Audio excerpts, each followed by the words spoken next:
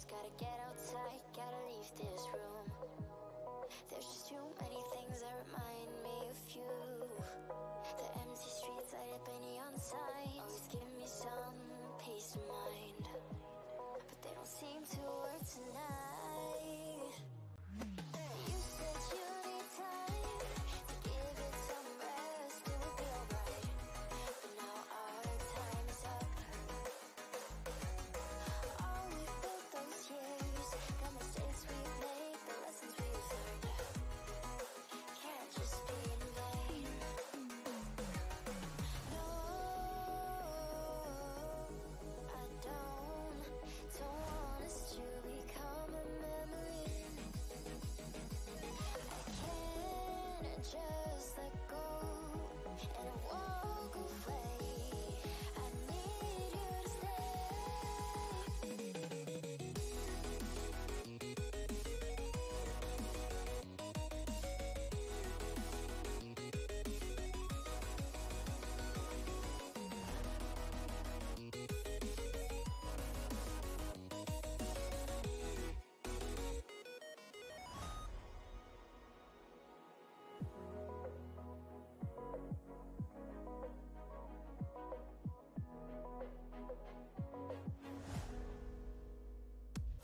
You said you need time to give it some rest, it would be alright, but now our time is up.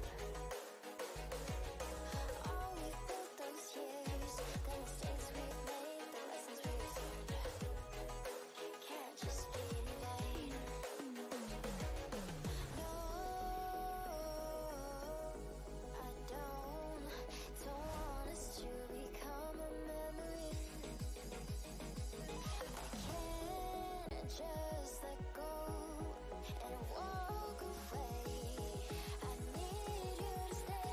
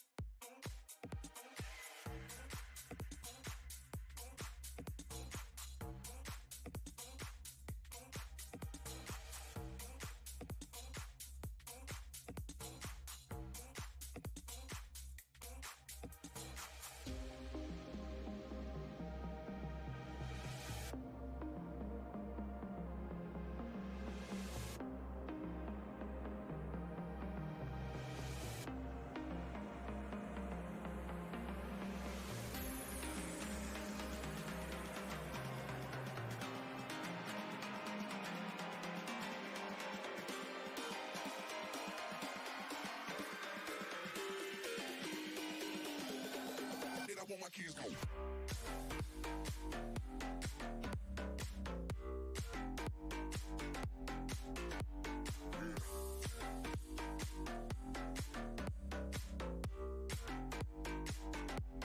Then I want my keys going.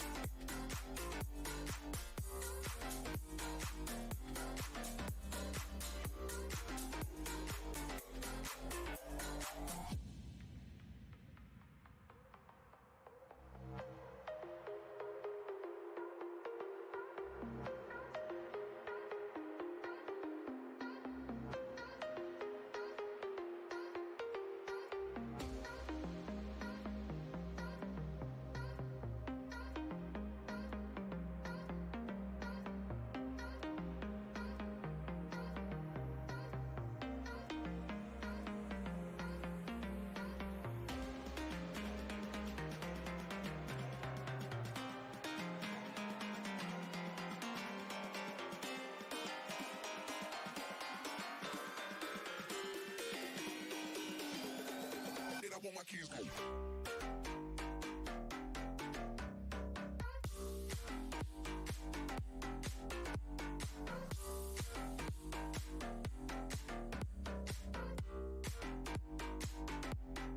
Did I want my keys going?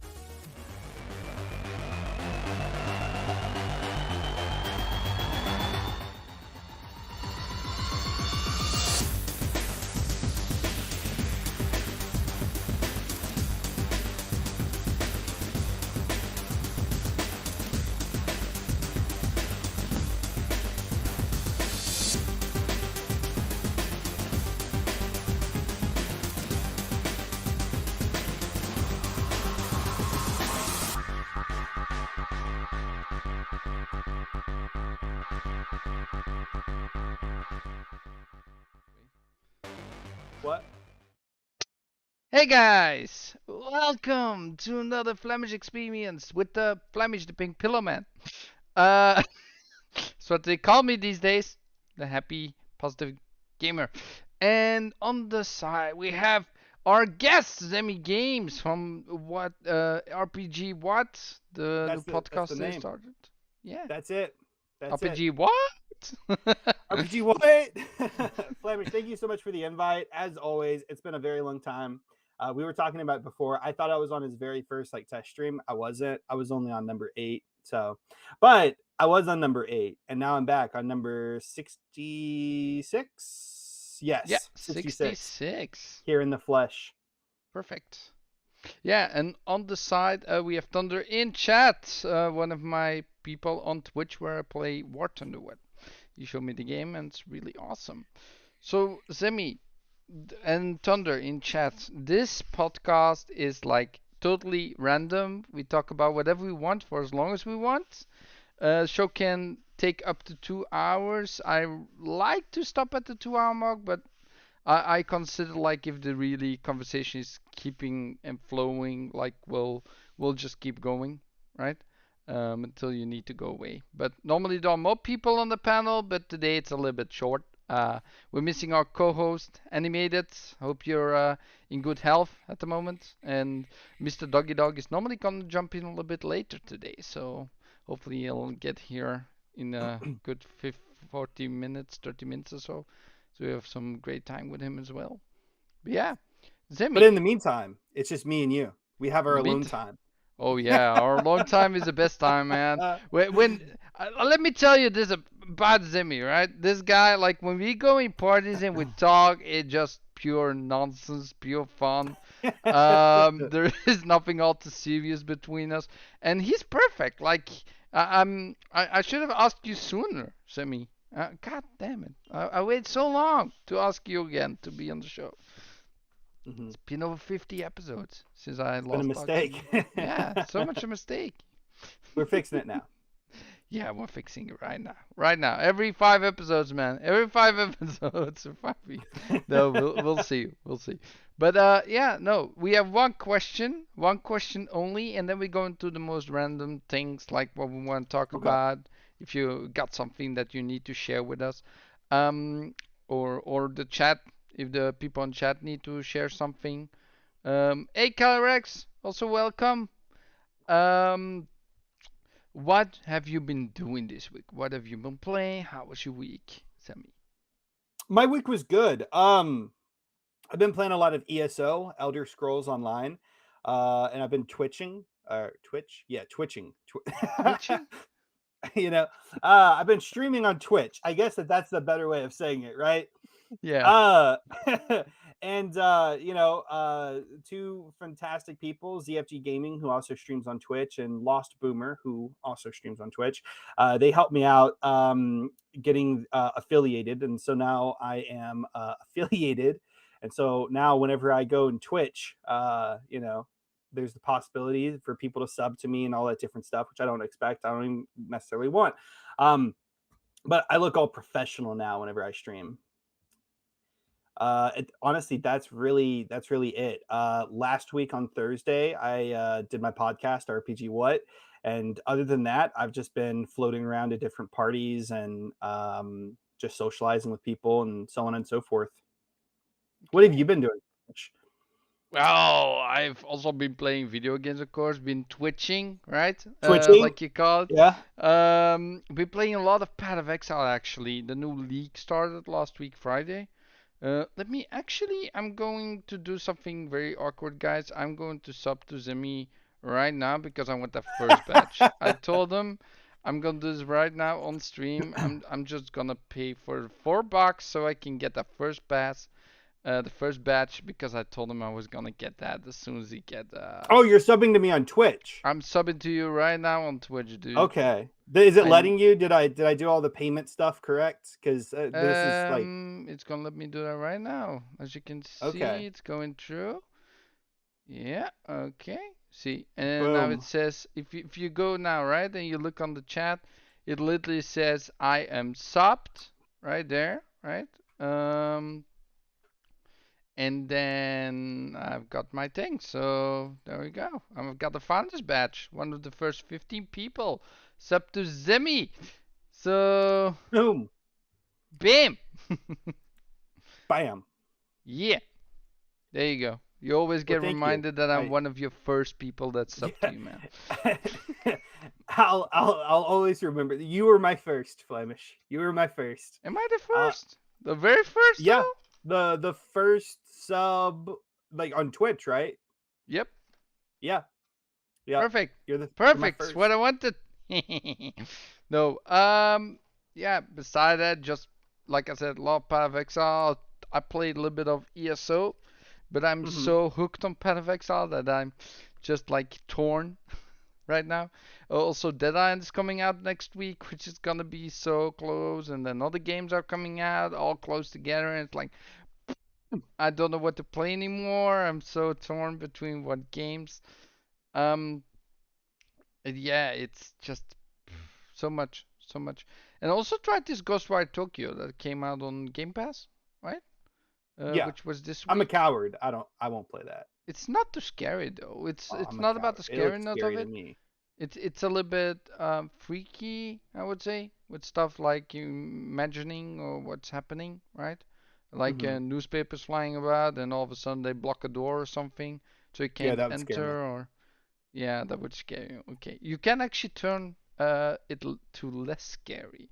There's an option for that, Zemi. Really? Yeah, I don't know what it does though. Haven't checked it. You haven't tested it? No. Well, I Maybe need I you to should. test it and then tell me. Yeah. Yeah, maybe I should like put that down. Also, guys, if you got anything to tell, to talk about, just put it in chat, right? And we can talk about other subjects as well. We can talk about anything on this podcast. Everyone is included. The chat, the people on the show, like everything is possible. So, Zemi, is there something you Mhm. want to talk about, or Yeah, I mean, Thunder just typed something great into chat. He said, I can't stand horror games. I'm a wuss. LOL. I agree. So I guess the very first topic is cowardice in video games. I'm cowardice? basically the spokesperson at this point. Okay. Um, I don't like scary games unless they're co-op. Actually, Thunder, that's a great question. Will you play a scary game if it's co-op? Because I will. Like, I won't play single player scary, but I will do co-op scary. And I think it all boils down to need the moral support to help get me through So, if I the would ask stressful you, times. this is If it's stupid, co-op, right? he will.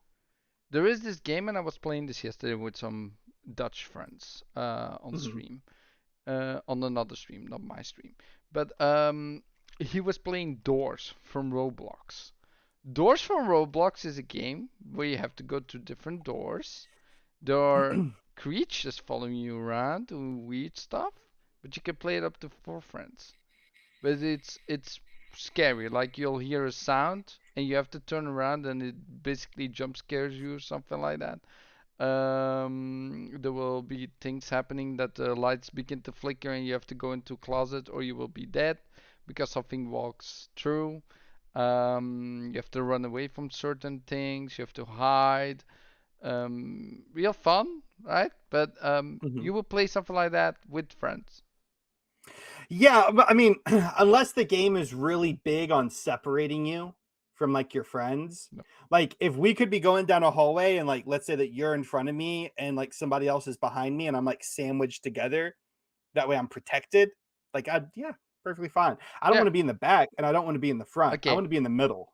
So I want to tell you this right now, Zimi. When you're Yeah. live and I'm live, I want you to basically, I'm gonna call you and we're gonna play Hmm. Roblox Doors. Hmm. But we need a third person because somebody needs to be in the back or somebody needs to be in the front. Well, we can just stay together as one pack. I mean, Yeah, but see, if I'm in the front and something like pops out, then I'm gonna get scared. And if I'm in the back and I have to turn around and something pops out, then I'm gonna get scared.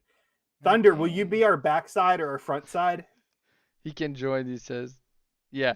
So you'll join our Roblox, Thunder. See, I Is that think of what this I very strategically. He said, strategic?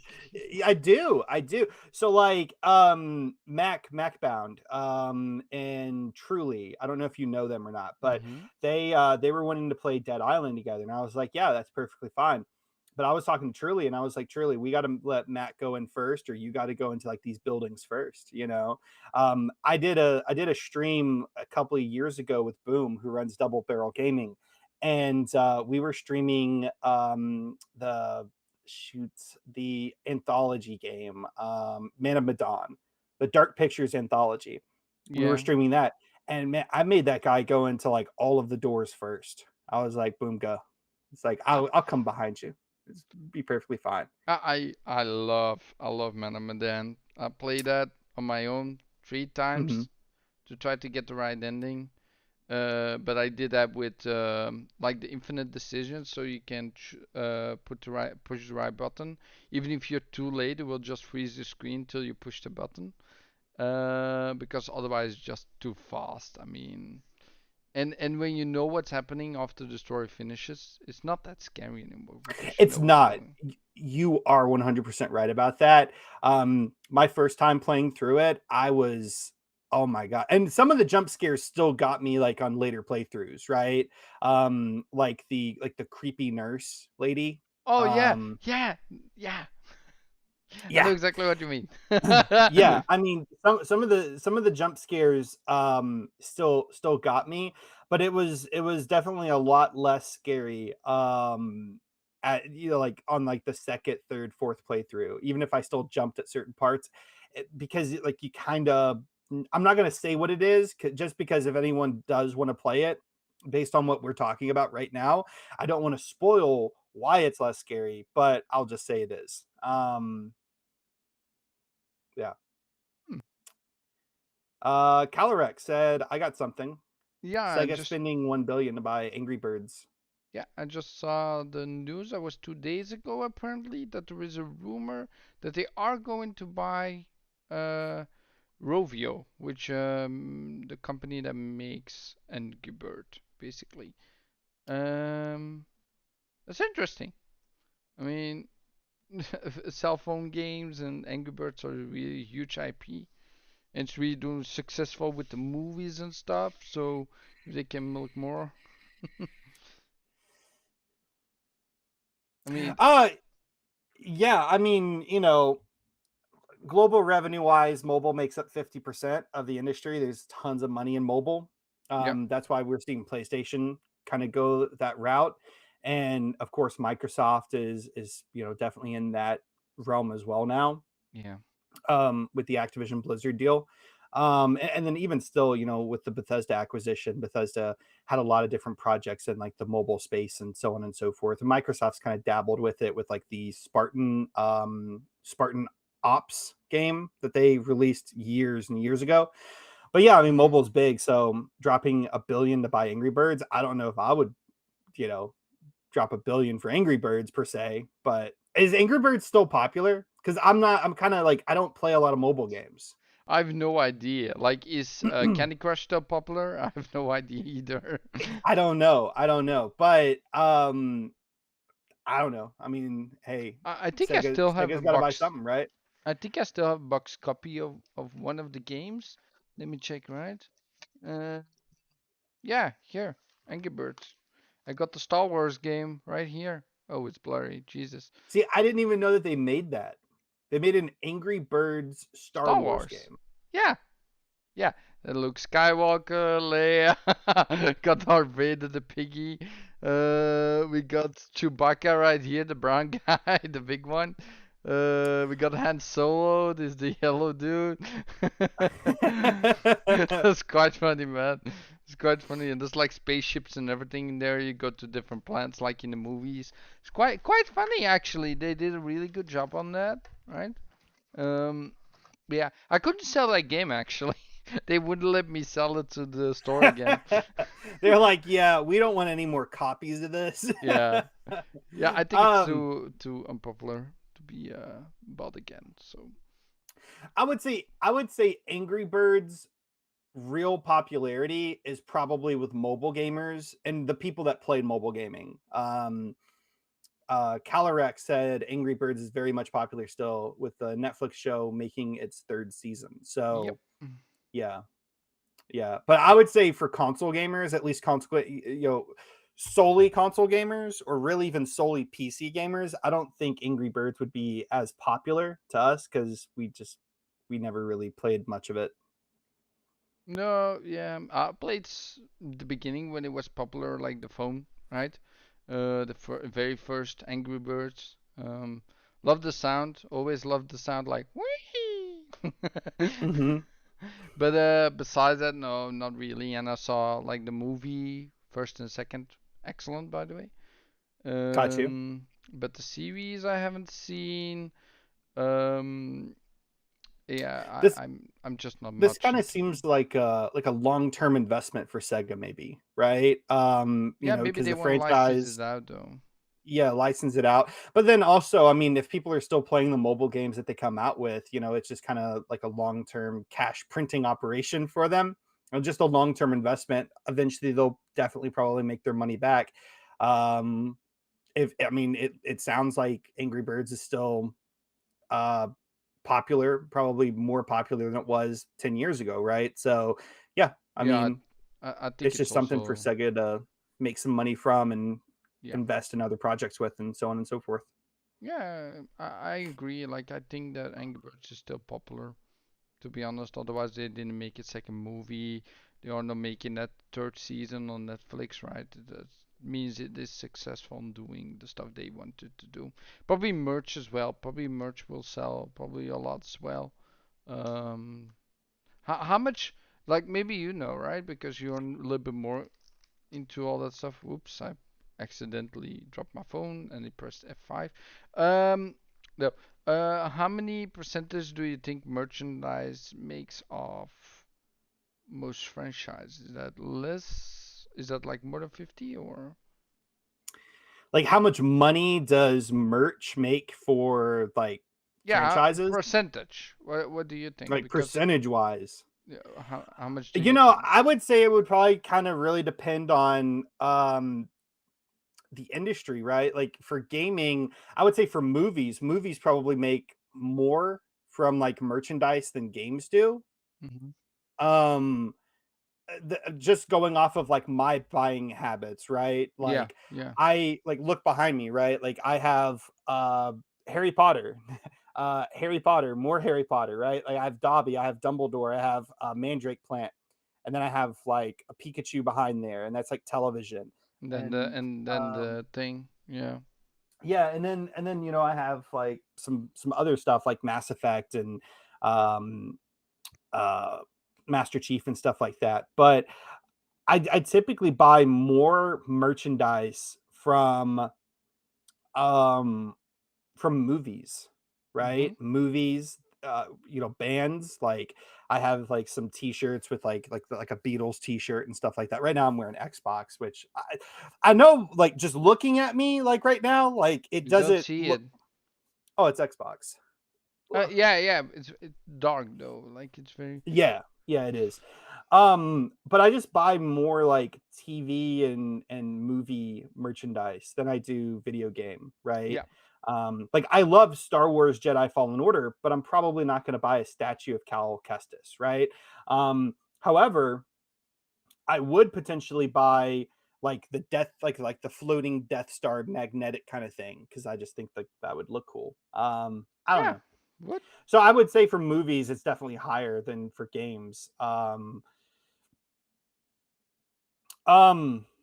I don't know what a Oh, percentage would be, like maybe 30 30%, 40% for movies. I think it also depends on the franchise, right? Because Star Wars sold a lot of toys, yeah. right? I I I also want to say like Thunder is actually also saying that's debatable, right?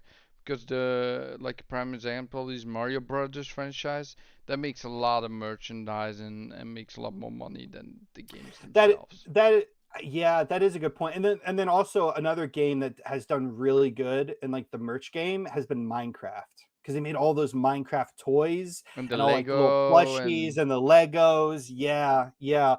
That's actually a great point, Thunder. Thanks for pointing that out. Yeah, I think a lot of it does Legends. depend maybe on the franchise rather than like the form of media that it takes place. Wait, Minecraft Legends? Minecraft Legends. I haven't played it. Is it out today? Or Is it out? when? That's actually a great question. Wait, hold on. Minecraft Legends. When was it coming out? Minecraft Legends. Sorry, I'm looking this up immediately. I always do this on the shows. 18th. So 2 days, guys. Tuesday, as always. Tuesday is release day. Or Friday or Thursday. Mostly it's those 3 days. Tuesday, Friday, and Thursday. Those most There we games go. release then. I think it has something to do with like schedule for the week or something. So But how also, awful would it be? Like, imagine like you make games, right? How yeah, awful would it be to release your game on a Monday? Because that's like most people like the start of their work week. So like all of your fans, they have to go buy your game on a Monday. I It's a would do it Monday, on right? Friday And then you have if to I. like have like people working on the servers like for like the launch of the game like on a Monday. Really? Like who wants to do that? Actually, I wouldn't. I think that's a great But thing. you would want to do that? If it's like if it's a multiplayer game, right, and you release Uh-huh. servers on a Friday or a Monday, both like Monday is still better than or Tuesday is still better, right? Because the beginning of the week you have a Yeah. whole week to work on the server. If you do it on Friday or Thursday, it's almost weekend.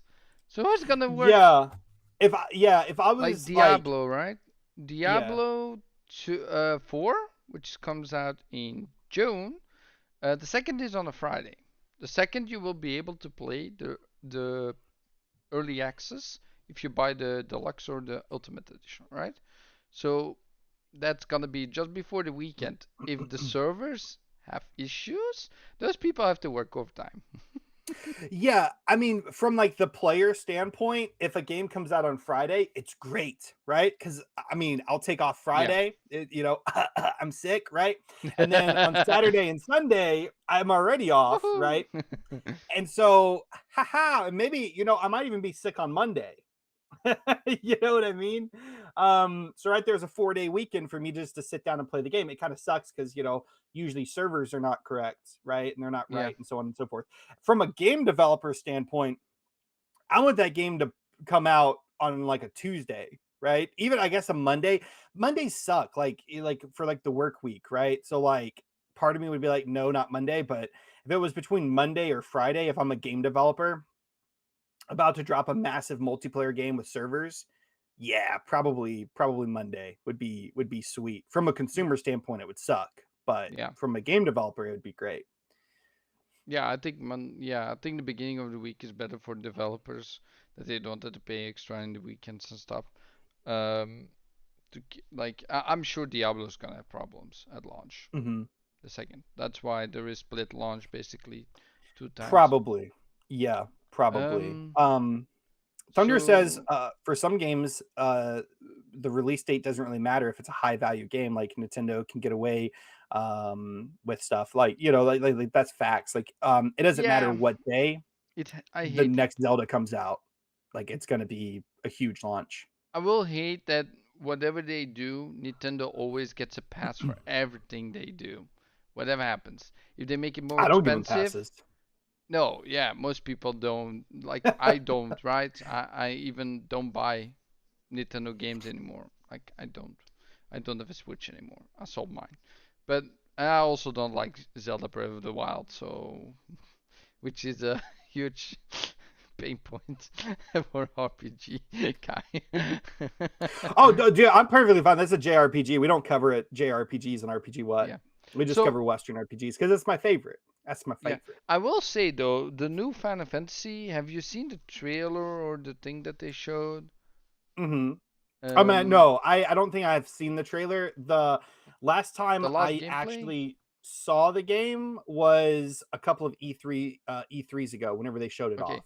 so they just showed off something that was so interesting. You were basically Mm-hmm. Ifrit, the fire demon, right?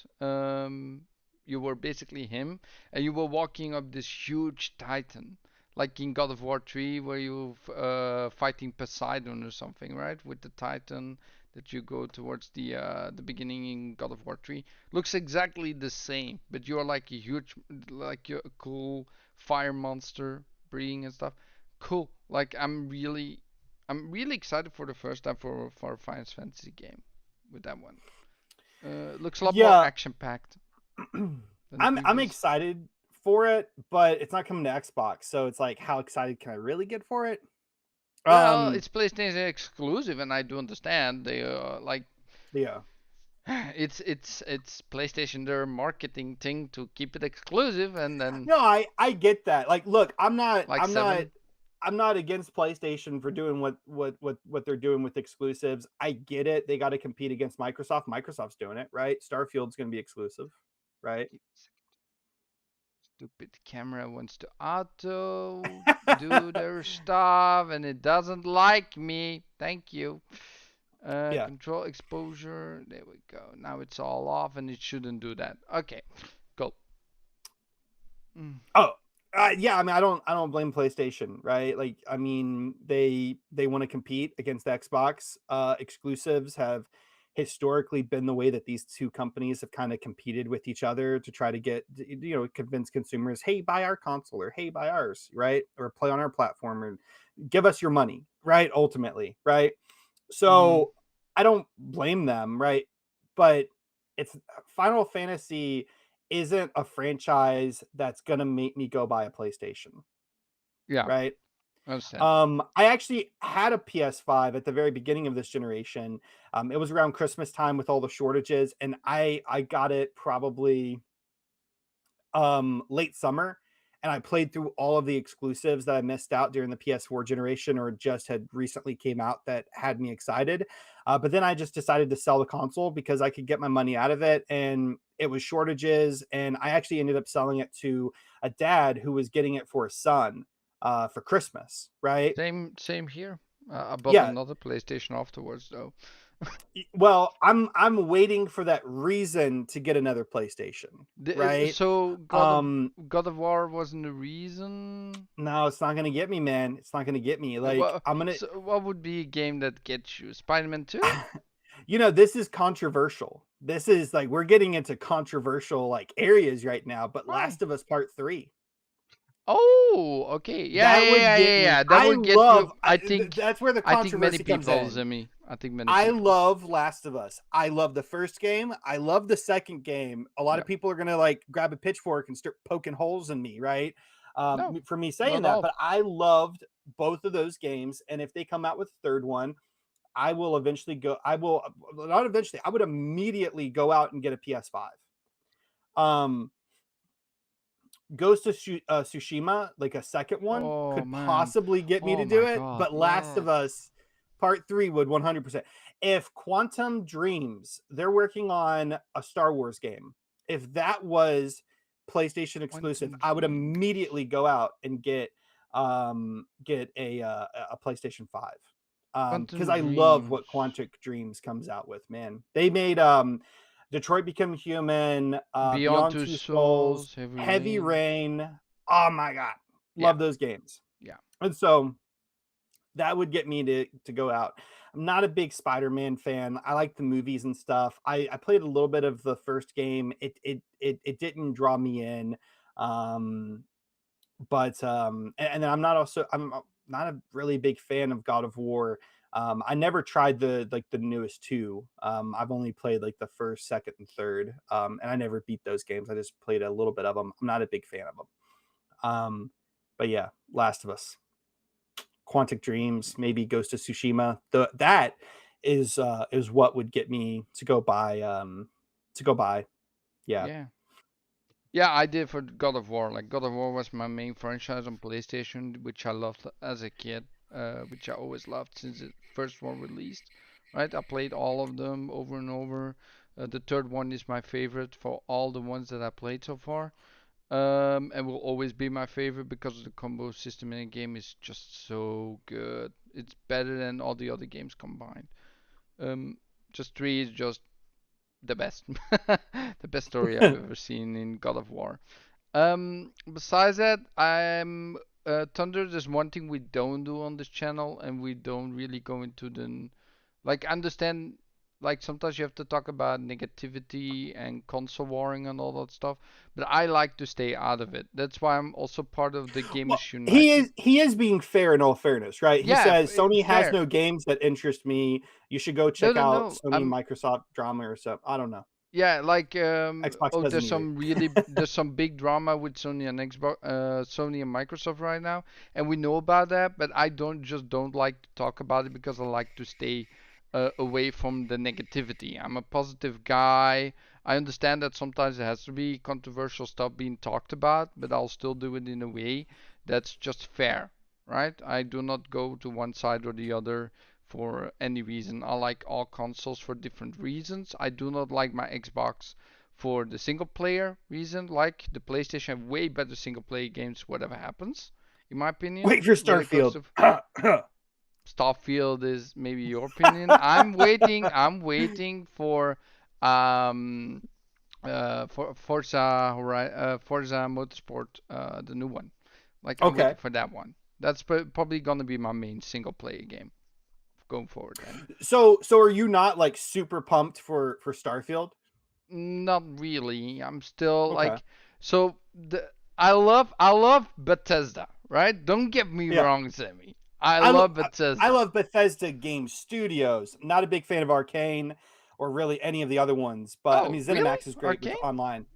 Yeah, I'm not a big overall Bethesda fan. I'm Okay. a big Well, Bethesda ZeniMax Game Studios Studios fan. basically. Yeah.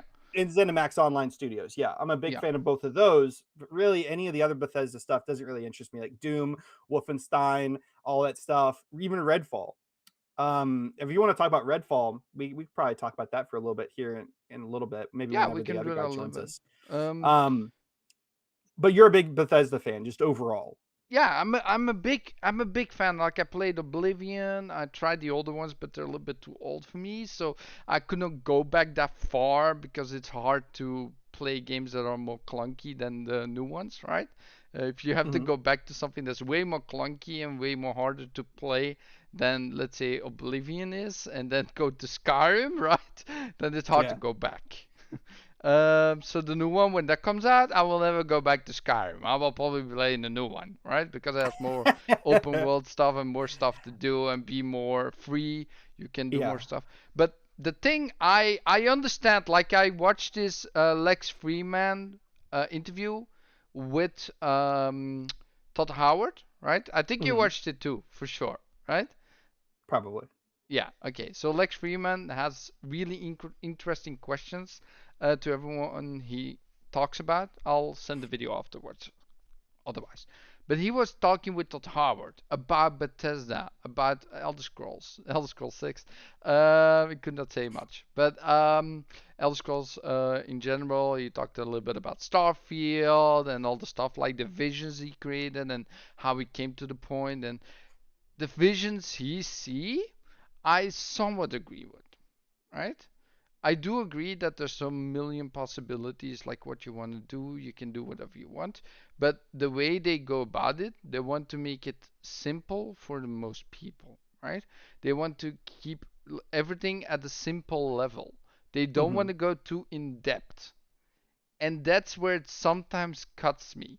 Like the combat in Yeah. Skyrim was really fun, right? But it's It was super really simple. Yeah. simple. Like Yeah. there's Compared to only a slash Oblivion and attack and a previous ones. heavy Yeah. slash attack. And they got Yeah. like mods you can put on your weapons, so they do like magic damage or fire or give you leech or there's some simple stuff there, right? But that's what I don't like about Bethesda, that they keep it too simple. So that's where I'm hesitant with Starfield, that they will keep it simple with the guns, not like in Hmm. Borderlands where you have like a different kind of mods where they go insane bases and you can combine gear and make them super interesting, right? They will probably not go that far, right? But I do like the openness of everything. Like you will explore, you will find new stuff wherever you go, and that is interesting. But just the I I would not call it shallow, but it's somewhat just too limited in the fact from the depth of stuff. Got you. Well, what I will say as a little rebuttal, if I may, Okay. um, so and in I hear what you're saying with like how Bethesda games have become more simpler throughout each iteration. And a Yeah. big reason why that happens is of course, right? For more Because they people. want to welcome more players in, Yeah. right? Which is I always great understand. because Mhm. that makes sure that we're going to get sequels going down the line. However, in an interview, I do remember, or this might have just been like a short little showcase kind of video that they've been coming out with for Starfield back in 2022, whenever we thought the game was still going to launch that holiday, right? Um, they Todd Howard did mention how this game was going to go back a little bit to more of their hardcore like RPG ways, right? So, I mean, I don't know if it's going to be as hardcore as like Morrowind or maybe even to Oblivion to some extent, but there is going to be some more of that like hardcore RPG elements, right? And we've kind Okay. of already seen that a little Good. bit with the character creation and being able to select those different perks about your player. We've kind Like of in already Fallout. seen that. Yeah. Yeah, like, well, it's actually a little bit more advanced than Fallout, right? But Hmm. we have seen that.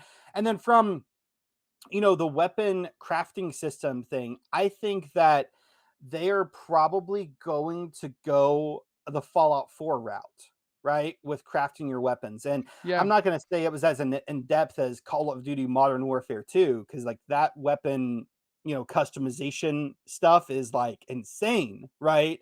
Yeah. Um Or in but I Borderlands do where you have like 10 different guns and they put together like different parts and they make a special gun with all these well, they kind of have that in mods. Fallout 4. with like pipe pistols. Like you can take like the basic pipe pistol and turn it into a sniper rifle, depending on the attachments and stuff. Yes, Or you can correct. turn it into like a shotgun.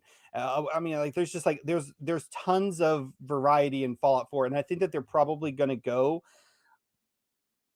somewhat with that direction. My big concern is, you know, are we going to be able to navigate all over the planet? And we actually talked about that in the last episode of the rpgWhat podcast. Me and Red, we had that conversation Hmm. because if you're going to be able to go, they have like 1,000 planets in the game, and if you're able to go all around every single one of those planets, like they're going to have a lot of random encounters to keep a lot of players happy with that. Because just going around the planet and just as exploring, like maybe, oh well, there's just some random cave here, and they just go inside and there's a bunch of like things that they can mine. I think that that's Yeah. boring. They go inside that cave and it's a secret Crimson Fleet hideaway, and there's like maybe some NPCs that you can talk to if you're a part of that faction, or if you're not, maybe you can arrest them and steal their contraband or whatever. Maybe there's a minor side quest, attached to that.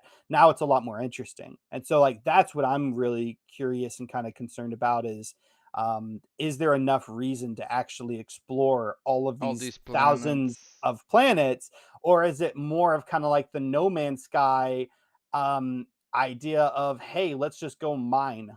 I think maybe like I don't see it going the way of No Man's Sky totally because I know how the generation works. Like they have a really good AI generation tool where they can make like things pop out of thin air, right? Like quests and all that stuff. They had like a bunch of input that they put into one system and it just generates quests for you all the time, right? And then just every like Todd Howard basically talked in that interview that every few minutes that you walk, they want you to interact with something or they want to something happen, right? Yeah. So it will never happen that you have basically dead air. There will always something happen every few minutes that you're playing.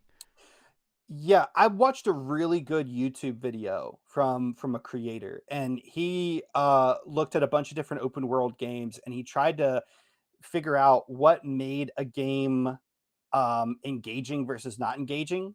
And what he discovered was games that had points of interest, right?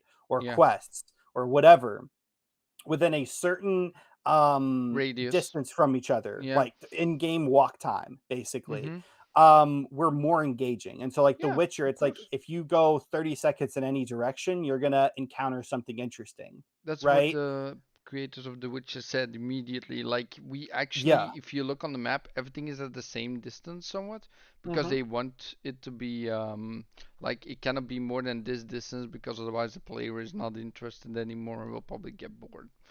Yeah. They have the Yeah. philosophy. Yeah.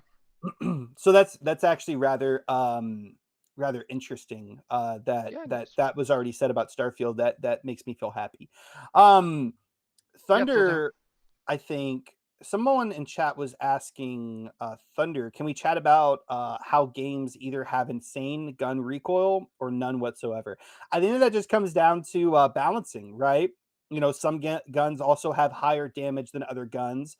And typically guns with Or more recoil have higher damage, but they're to compensate that, they also have more gun recoil, making it harder to use. So you have to increase your skill, I guess, with that type of gun to become as effective with it as possible. So it's just like yeah. a balancing thing for games. Yeah, that's like Valorant, right? You know that game? Like from you know Valorant? I know Valorant. Yeah, I played it. It's kind Okay. of like So CS:GO and Overwatch had a baby. people are so good in that game that they basically there's recoil in the game, right? When you shoot a gun, they just drag the mouse down at a certain Yep. thing that it just stays Yep. straight. Whatever they do, it's like what the hell, dude? Like there it can be recoil in the game, but you get used to it. Um, and oh, ColorX actually makes an interesting point. And yeah, I do see what Carrex means. He says that Bethesda choices lack any real impact, at least compared to OG Fallout games. Like the OG Fallout games, right? Had actual you mean the turn-based ones, right, Kali? where you He's had I think he's talking about like Fallout 1 and 2. yeah, 1 or 2. Which OG to him, I mean, I don't know his history of gaming, but OG to him might be Fallout 3 in New Vegas as well. So I don't know. Well, Fallout New Vegas was a little bit more to the Bethesda we know, in my opinion. Was a good game, right? Don't get me wrong, that game was Fallout 1 really and good. 2. He said Fallout 1 and Yeah, 2. Fallout 1 and 2. Yeah. So yeah, it's like there are many others in that type of genre as well. Like I think Wasteland is one of them, but I Hmm. haven't really played Wasteland. But I know that game has really choices that do matter and stuff like that. Yeah, I really hope Starfield does the same. Like there's one thing I do know about Starfield, and if you build relationships, and I told this on your show as well, Zemi, in the chat. Hmm. But if you build relationships with people, and that's what they said in one of the things, I don't remember exactly where. I think it was in the showcase back then. But if you build relationships with people that are on your crew or something, and they get mad at you, they will only stay mad at you for a little bit until they're cooled off, basically, and then stay happy again because you build a relationship with them. So there is more in that regard, but I don't know about depth, of course. We'll have to see that in game. I don't think, like, I know Bethesda and depth there is, but I don't know about choices though. That's a hard one to do if you got like this big of an open world game to make really difficult choices that will change the entire game. Like let's say Mass Effect or something. If you make choices in that game, I think Zemi can really understand what I'm saying there Yeah. as a Mass Effect fan. Like, I think, explain something like that. I think Fallout New Vegas did a really good job at But it having was not those made by very Bethesda, though. impactful, lasting decisions, right? Because, I mean, if, just based on the game, it's like you can kill the Brotherhood or you can keep them alive, right?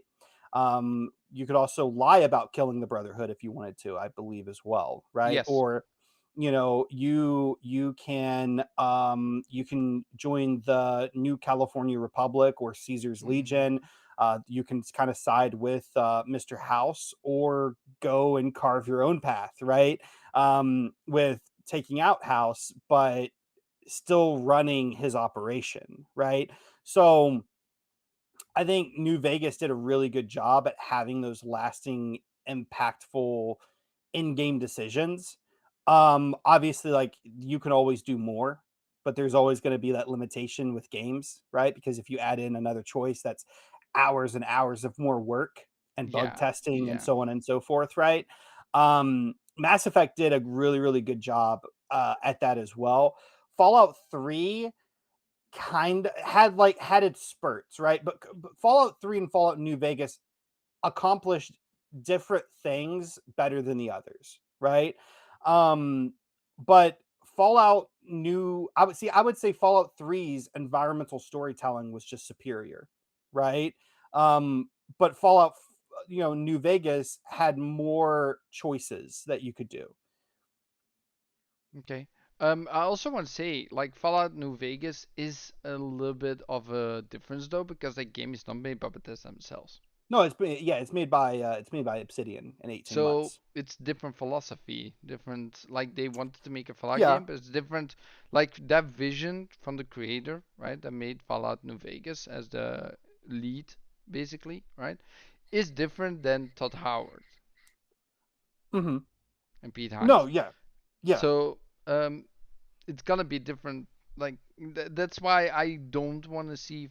I do agree that Fallout New Vegas is like a really good game, right?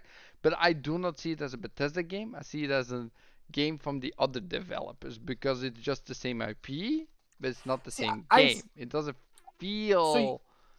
you're right, but I am very much still see it obviously as a Bethesda game, not a Bethesda Game Studios game. But Bethesda did contract that out to Obsidian, right? So, like, I mean, like that's like back in the day, Obsidian had some really hard financial times, right? And they were just kind of trying to do whatever they could do to stay afloat while also Yeah, creating their own IP, right? And that was one of the games that they made. I would say, in part, yeah, it's a passion project, right? A lot of the people that work at yeah, Obsidian, what worked at Obsidian at the time, I don't know about now, They came from the original studio that made the OG Fallout games, right? So in some ways that's kind of a passion project, but a lot of that is, hey, it's just a paycheck, you know. But I do hear what you're saying as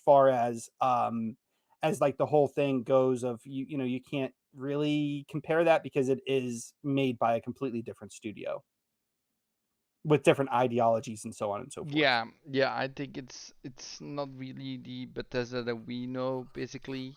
Um, like the ideologies in like different, indeed, like you say. And I also want to say like about Cyberpunk, Kali, what you're saying about Cyberpunk, right? That it really missed the ball with the choices you made in the beginning. Like you could go the street kid, the corpo, or the what was the other one? The Nomad. The Nomad, right? Yeah. Like it really dropped the ball. There is, however, if you're on PC, a really great mod that does change that those choices does have impactful meanings, with like stats and stuff, that they will do different things and have like all the factions have different like stats where they're good at and bad at, but then Hmm. they take those into the comparison in the effect with what you have chosen. It's not just the beginning choice in the dialogue then, but there's a lot more. So if you want something that's a little bit more from that cyberpunk that you want to Kali, I would download that mod because that mod is really good for what you want out of that, at Yeah, least. I love Cyberpunk. I do. I hear what you're saying though. I think that those origin points don't necessarily serve as much into the game as what they are meant to do for the player. I think Yeah. the origins of like origin stories for your character, I think basically serve as a way for you to role play as the character, Yeah. right? Like, Yeah. hey, I have like this corpo start, so maybe my No, character is no. always going to dress like nicer and stuff like that. That's that's not really what they touted though, because when they that's the dangerous thing about marketing, right? The Hmm. marketing thing about those games, they market the game and they tell you stuff, but they don't tell you everything. They just give you a slice.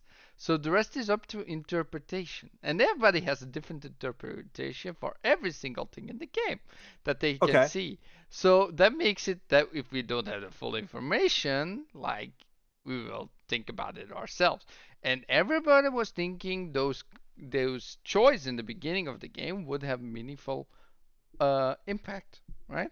And that Yeah, will but change did the the studio stuff in the tell us game. that though? Because Yeah, I don't remember them saying that. Hey, you know, like the origin story that you pick is going to have a huge impact on the game. I never remembered them saying that.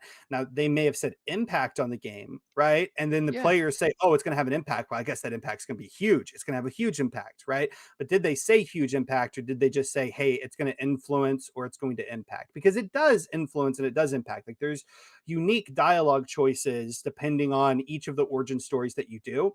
And there's also a singular unique quest for each of those origin stories that you do as well, because I played through all of them, and there is one quest that is what you only get for each of the origin stories that you start, right? So there is, right, and how um certain NPCs interact with you also is dependent on your origin story as well, right? So there is an impact. Now there's not major, you know, huge massive game changes, but there's not really massive game changes to any of the origin stories in any game that you ever have played, right? Think of Dragon Age Origins, right? yeah. Which kind of has it in the name Origins, but that game had a vast lineup of origin stories depending on your race and depending Um, I'm thinking, Zemi, on would your you options. mind if it's okay that I just put on the trailer for the life path choices from themselves, so you could Yeah, see go what for it it. like? I'm gonna put this on the screen, guys. I'm gonna mute myself in the thing right now, Zemi, so you won't hear me, Yeah, right? go for it. And I'm just gonna play it in YouTube. So we will see this right now, guys. I'm gonna play this now, so we can see what it actually looked like back then.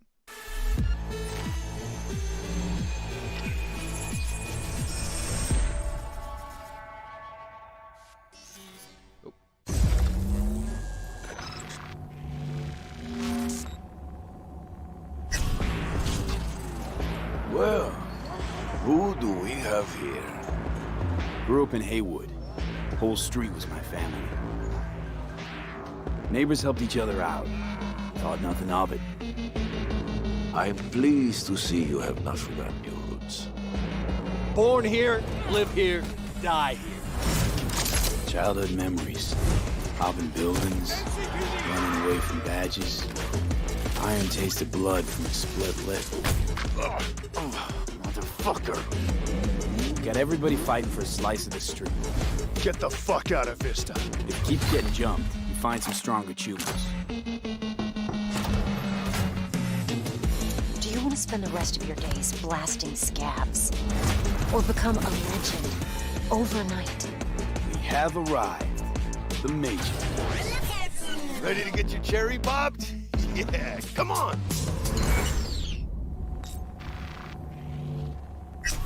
My childhood? Let's see. Racing my bobber for the first time through the hills? Oh, and first kiss in the middle of a synth cornfield. We nomads choose who to make our family. A choice forges strong bonds and a higher duty that stands solid as an old oak. My family's in pieces. That's why I'm headed for Night City. Makes you an outcast among outcasts. Miss this, you know? Camaraderie. I know. I saw it in your heart the first time we met. Know what I always liked about nomads? Your taste, no, hunger for freedom. Not easy to come by in Night City. Corp's got their grubby claws and everything.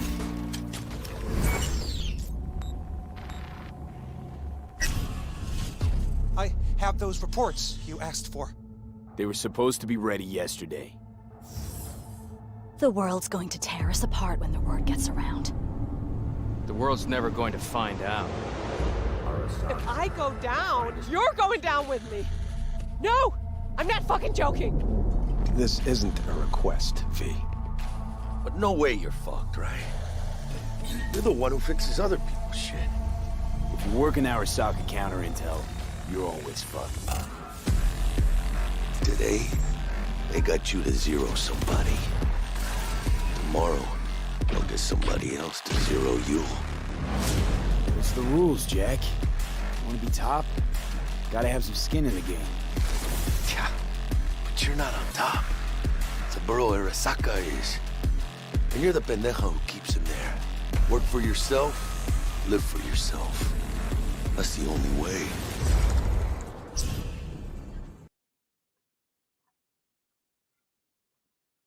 Good. So, we see that, right? And that's a marketing thing. What do you think exactly?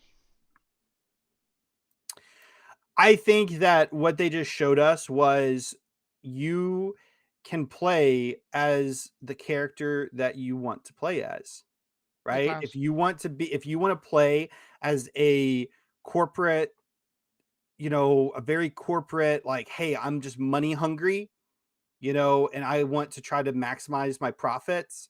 And, I also understand the wheeling and the dealing, kind of like deals of a corporate kind of structure. And I'm going to play that type of character. You can play as that. If you want to play as a rough kind of gritty street kid, you can play as him. Right. Yeah. And if you want to play as a nomad, right, that, family loyalty bonds, maybe you've lived a rough life, maybe quite not as rough as like a street kid, but still a rough life, right? Then you can play as that as well.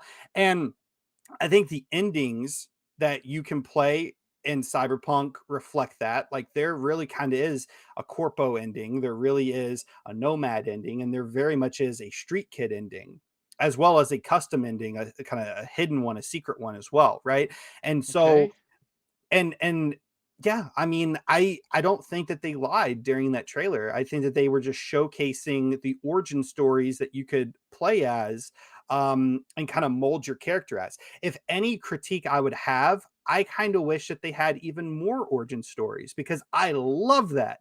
I love origin stories in games. I loved it in Mass Effect, right? Having like your little origin story that gets From how that you gets kind of came. reflected back, but it also kind Mhm. of gives the character that you're role playing as a history, and it lets the player know, okay, what's the history of this? You know what I mean?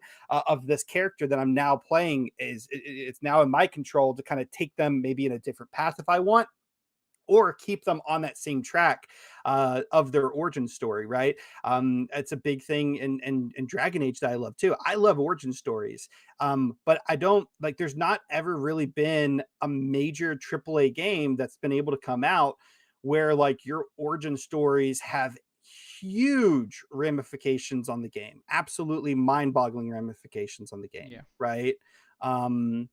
So I Well, don't think that they lied. I just think that they showcased off the origin stories, and what we saw in that trailer, we absolutely got in the game. yeah, I mean, the thing was like, it's in my opinion, like, I haven't finished it though, so maybe, like you said, like the endings, right, are a little bit different on what path. Is it like different on what path you choose? Because the game has been out long enough, right? I'm not gonna finish the game ever, like never. I'm gonna finish the game. They just have a new update, by the way, like with the ray tracing that they like put out. I don't know if you've seen it though. Was Uh-huh. insane. It looks absolutely insane. And honestly, if anyone is watching the show right now, and if they haven't played Cyberpunk, but they're huge like Western RPG fans, I think right now is, one of the best The times to best jump times, into the yeah. game, right? Or wait until the Phantom Liberty DLC comes out. I'm Oh sure they're yeah. probably going to release a game of the year or like a gold edition of the game that includes that, as well as includes the base game as well as the new DLC. And I think it's a perfect time to jump in, right? Yeah. All of the major issues, like the bug issues that people had with the initial game on launch, have kind of all been fixed. And yeah, I mean, I think right now is a great time to jump back in and give it another try. Maybe if you tried it first and you didn't like it because of the bugs or so on and so forth. But yeah. I mean, there's always going to be limitations with games, right? Like they can't say, okay, well, this corpro start, we're going to give you 27 different things that only the corpo can do, Yeah. right? Because at that point, they're spending hours, like developer hours, creating content that only 1/3 potentially of the players that play the game are actually going to experience, right? And that's not effective, right? I think the best game in that example that has so many things in it is Star Citizen. That game will never release. No, it's not. Yeah, probably. Yeah, I mean, it's awesome. It's cool, right? Um, Yeah. but yeah, I mean, it's a game that really they're what they're trying to do is let you truly and 100% be and play as the person that you want to play as, right? Give you all of the Yeah. options, Yeah. right? Um, and in some ways, you could say that Fallout kind of allows you to do the same thing, right? If you want to play Fallout and just be a raider and just run around and raid, you can, right? Um, but you know, there's limitations, right? Like Star Star Citizen, they have a storyline, right? Like a campaign, right? And you're not going to be able to play as whoever you want to be in that actual, main storyline line campaign, right? But whenever you're just going out in the world, yeah, you can kind of play as whoever you want to. You can do that in Skyrim as well. If you just want to play as a thief, you can just run around and do the thief quests and steal things, just Mm-hmm. right. But like Star Citizen has, if you want to run around and be a pirate for a day, you can, and then you can stop being a pirate and go and be a merchant, you know, um a white hat merchant, and follow all of the trade regulations and laws if you want to. So yeah. Yeah. That's Clown. true. Yeah, Clowns. Yeah, he can jump in if he wants to, like you said, Flamish. But hey, Clowns. Um, So Kali, he has said a lot of things. I'm gonna see if I can skim through them. Like, you see, my favorite RPG was choices were impactful and freedom was exploration in the world. Star Wars MMO Old Republic. I do agree that game has choices that do matter. You can let people live or die. Indeed, it depends on what you ever you choose from beginning in the game, though. Not every person you create with the class or the good or evil side, right, has the same um, choices or the same story. So not all classes have a like they actually said like the spy or something or the guy that's on the evil side. Like he has the best story in the game when it comes to campaign wise, right? Where you can really those choices, but not every person in that game is good. I would say the writing is a little bit off in some areas with some characters. Like they really recommend you to go with the evil side in this. So funny. Um, the changes if you get assistance if a quest becomes easier or how the writing changes by the end. Also true, like Mass Effect is a huge thing, like it will give you choices by the end, right? In the game. Mm-hmm. Which you can choose how to proceed and it's gonna change the next game as well. Right, Zemi? Yes, Mass Effect is really, really good at it. BioWare just kind of in general with their role playing games are really good with Yeah. having giving choices to the player and stuff like that. Yeah, they're very good at it. I am so sad with the ape oh what's the game? The game that flopped so hard from BioWare. The last one. What was the game? Zemi? Andromeda or No, no, no, Anthem. no. Anthem, yeah. That game could have been so special, but because they had to rush it out in 18 months, I'm so sad for that game. That was actually such a good game. Just need It had so much it more had some development ups and it time. had some downs, you know. I mean, that game was kind of dead on arrival for a lot of gamers. Yeah, I mean, yeah, people yeah. gave it a chance, right? Like that game sold pretty well and people Oh, the really servers honestly were horrible. gave it a chance, but yeah, I mean, you know, it just is what it is, you know. I was actually talking to one of my buddies. He's like, "Dude, I can't believe like they just completely canceled it." You know what I mean? Like they just dropped it like a dead horse, but they're still going to make another Mass Effect game. And it's like, well, I mean, in all fairness, Mass Effect was It's what they're good critically at. successful at Yeah. one point. This game comes out and it just kind of just doesn't hit the mark. Why are they going to give a round two to it? You know what I mean? Well, yeah, it's also the way how they handled the items in the game. Like they have so many great ideas, right? Diablo is a great idea. You have Destiny is a great idea. And they just didn't follow the route of what they were doing and it's like I mean they could have gone way better with the itemization in my opinion. Like the itemization was the worst issue. Besides that, just everything was waves in the game. Kill one wave, another spawns. Kill that wave, another Yeah. spawns. There was a lot of repetition. That's why the game flopped in most part. I think the world building and how the suits played and like the oh that was so fun. Like being Iron Man basically with a gun. That was really cool. See, I'll say this as well. That game was basically set up like a looter shooter, like a wannabe Destiny. Yeah. And there can only be so many looter shooters that are critically successful. Like Yes. we look at the battle royale genre and we see the same thing. There can only be so many BR games that are critically like absolutely successful. And right Action now, RPGs as well. you know, the main ones, I think PUBG has kind of died down a little bit. I don't think PUBG is as big Still as what it popular. used to be, but Fortnite is the king, right?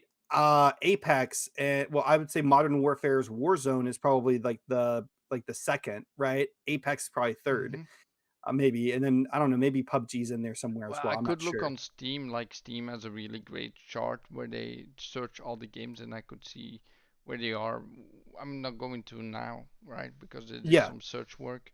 I don't want to do that right now, but No, I yeah, hear you you. can look it up if you want to. Like I do think like in that like PUBG really like died down. It's still popular, but it's not that popular. I think it's more popular in the East, if I'm my opinion. But Yeah, but like the main point I was trying to make though, I guess, is like a lot of BR games have kind of like sprouted up and tried to do what what these other games have done, and they've just failed at them, right? Because consumers already have their favorite BR games, and there's already like, for yeah, instance, Battlefield, they came out with their own BR, right? And it pretty much kind of just like didn't hit. You know what I mean? And there's been some other examples with free to, in the free to play market and so on and so forth. But I think that's a big, Anthem issue is not only did it launch in, not the greatest way, but it's also just another looter shooter. You know what I mean? Which doesn't help it because that's already like mm, there's heavy competition in that market, right? yeah. um so yeah, I think that's another thing that kind of worked against Anthem as well. Also Outriders kind of had that same Oh, looter shooter kind of vibe to it, and it just didn't hit. I think if Anthem would have launched as a single player game, oh, you know what I mean, with a would have been really good story or something, like it yeah, would have yeah. had better chances. Or just maybe co-op, right? And it didn't have all the looter shooters things, right? And they just invested their time into creating a really good narrative cooperative game. Maybe that would have worked out better. Yeah, true. Like I do agree with that, Zemi. I do agree with that. Um, like what did he say as well? Anthem isn't anything like Destiny. Was more like Warframe. Yes, with the different frames, you had 4 different frames. But the looting in the game, like how was more looter shooter than anything, and that did look more like Destiny, how you get gear and others in the genre. Like more like an action RPG type looting system where you kill Yeah. mobs and get loot and Well, there's also Borderlands too, and that's a big heavy yeah, hitter like Borderlands. for Yeah, looter shooters as well. but I don't know why they didn't look at those systems from Borderlands and and just made the guns feel very much all the same, right? The legendary powers weren't interesting. The gunplay was good, but it wasn't perfect in my opinion. Like it was overall mediocre game. I'm gonna say that. Like, but the Warframe and Destiny, the king of looter shooters. I think Borderlands is basically on top. In my opinion, like Destiny and Borderlands are number one. Warframe is below because Warframe is too difficult to get in for most people. It's too hardcore at this point. Most people who get in are confused as so much. Like you have to have a guide to know what you're doing in that game. When I play the game through my years multiple times, I could not even know what's happening. I don't know anything about the story. The only thing I know is, oh, I just started and I killed this guy that put the device on me, right? And that's where the game opened up, and that's like, okay. Then you got the open world stuff where you, like, everything's so complicated in the game. It doesn't make great points for a new player, so it's not really accessible when you talk about Warframe. That's what I know. Like my action RPGs and my looter shooters and stuff. Like I know those things. I love them so much, but I also know the flaws that they have. Um, but for me, like Zemi, the action RPG genre is up there. Same. There's oversaturation, not too much, right? But there is oversaturation. We have Wolcen, we have Lost Epoch, we have Path of Exile, we have Diablo, and there are some side small indie games, also Torchlight, right? But those games are all very different as well. Like they have different things that they provide, which is not the case with battle royales. And I think that's the shame with battle royales. There is a new battle royale coming, a final round or something, which looks very interesting, where you have a team of 3 going against each other. I don't know if you know about that one. The finals. It's called. Actually, let me check. Yeah, I don't know. I mean, there's also talk about a Halo, like a Halo BR game. And see, I'm just gonna be honest. Like, I think for another, I think like the big grab for these battle royales to like just come out and immediately just grab a big portion of the audience. I think that time is pretty much past. I think we have established players now, and to penetrate into that market is going to be wildly more difficult than what it was five, Mhm. 3-4 years ago, right? Yeah.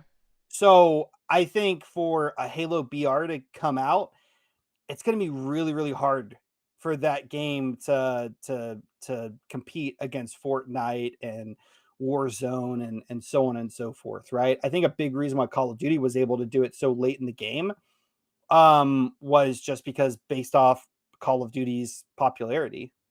Mm.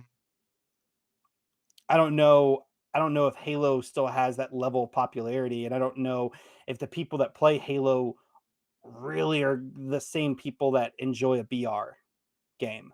You know what I mean? Yeah. Understand. Um, Zemi. What? Yes. How many people do you think is like? So Calyrex is saying here from so Warframe, right? Warframe is game because it's free, right? It's free to play. I understand, but it's not a good beginner game for people that are new to the franchise. If you're new to the franchise, you watch or a video or you ask help because you don't know what you're doing. You don't know how to farm gear. You just move around and you kill stuff until you're getting confused. I maybe they changed it over the last year, right? I played a year ago a little bit, but it's confusing for new players. So I don't think it's king, to be honest. Um, it could be a lot better for new players. I think they should change it. Um, maybe they did. Maybe they talked to feedback, but I know that's a huge contention to the player base of Warframe that new players are just quitting the game because they don't understand it. There's not enough approachability to that game. But it is maybe the best, but it's only getting 62,000. Um, at the moment, it's only 48,000 people playing. It's around 60,000 every day, which is not bad, but it's not great either. I mean, it's pretty good. I mean, you're It's just going pretty off good, Steam yeah. charts. Yeah, I'm going on Steam. Like I know So the that's game not considering the people that are possibly playing it on on the another launcher. well on another launcher on PC. Oh That's yeah, and also the not considering the people that consoles. play it on the consoles, right? True. Yeah, that's probably yeah. This is a successful game. I think there's only so much games that can do this. Because there's only so many people, right? Like in general, just in gaming in general, there's so much saturation.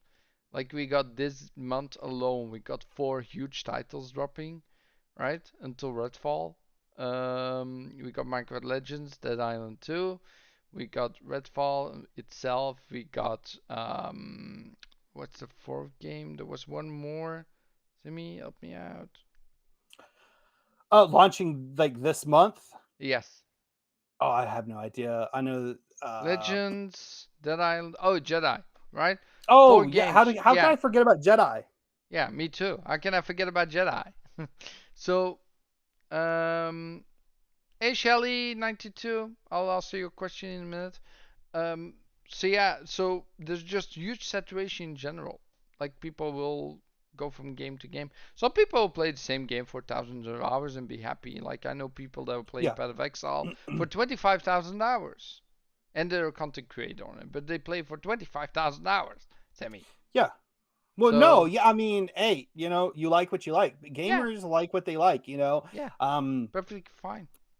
I love Western RPGs. I also like online shooters. I'm not a big fan in looter shooters. I'm not the biggest fan of that. And I'm not really the biggest fan of JRPGs, right? So but it's like whenever a player finds that game that's in that perfect genre for them, or just hits at the right time, like they can log in a ridiculous number of hours into it, you know. And every game is going to have like those fans, you know what I mean, that just wants to just continue playing the game, doing the same content over and over and over again just because they just enjoy it so much. Mm-hmm. Yeah. Um, Good. So, Shelly92, you're saying, why does the media hate VR? Now PSVR is the best-selling wire headset ever. Why are they so negative? It's only been a month. I don't get it. PSVR has apparently had the best-selling launch for wired headset ever, doubling Steam index, blah blah blah, on its way to outpacing VR1. But media blasts it. Yeah, so the media, they love to create negativity, Shelly. I'm staying away from that. I like to stay fair to all sorts of platforms. But what I've seen the media do, and I don't like it at all, it just they want to go towards the not the negative side, I would say, but the conversation, right, Zemi? Like you know a little bit more about that, to be honest. You hate what the media does. I know. Yeah, I mean, look, if you make an article that's like, oh, this is the greatest thing ever, right? People that love that product are going to click on that article just to, you know, be like, oh yeah, I bought the best product ever, right? But people that like hate that product are not going to click on that article, right? Now if you write an article that's like super critical, like this is the worst product that ever be released, people that hate that product are going to click on it because they're going to be like, oh yeah. And then the people that love that product are probably still going to click on it because they want a reason to be angry, I guess, for that day. I don't know, right?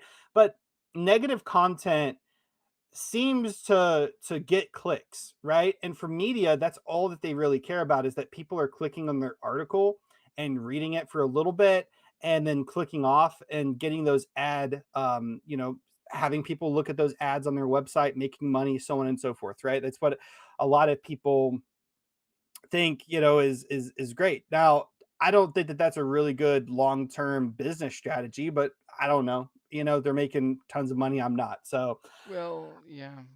as it pertains to VR, I will say that VR is a niche, right? It's not a huge market. It's a growing market, right? Every year over year, it continues to go on an upward trend, right? So it is a growing market, but it's still niche. Not everyone loves VR. I actually just recently got a Oculus headset, and I tried out VR for the, you know, the very first time, and it's really cool. Like it is cool technology. It's not going to replace how I play gaming today, at least not in its state. I think technology still hasn't reached that threshold for wide adoption of it. But, you know, we are heading in VR is heading in a good direction right now. I don't know if it will ever be widely adopted by people, but it is definitely growing. So I mean, I don't know. If Xbox released its own VR headset, people would be complaining about it. If PlayStation did, people would be complaining about it. It's just the way that the media works. Agree. Yeah, so you also say like VR is not trying to replace 2D though. It's a companion piece just as handheld is. And I do understand that. Yeah, I think it is like a companion piece. It's not really trying to replace game because it's never gonna replace the 2D aspect, like going sitting in front of a screen, right? And playing video game like that. It's never gonna replace that. It It's might one like day. an yeah, maybe at some point Yeah. we'll have like the movie where you have like the headset on and go to different Ready Player worlds. One. Yeah, Ready Is that what Player you're talking One, about? and that's how we basically game from then on, right? That will happen at some point, like AR, where you just have glasses on at all times and you just see everything holograms and all that stuff, right?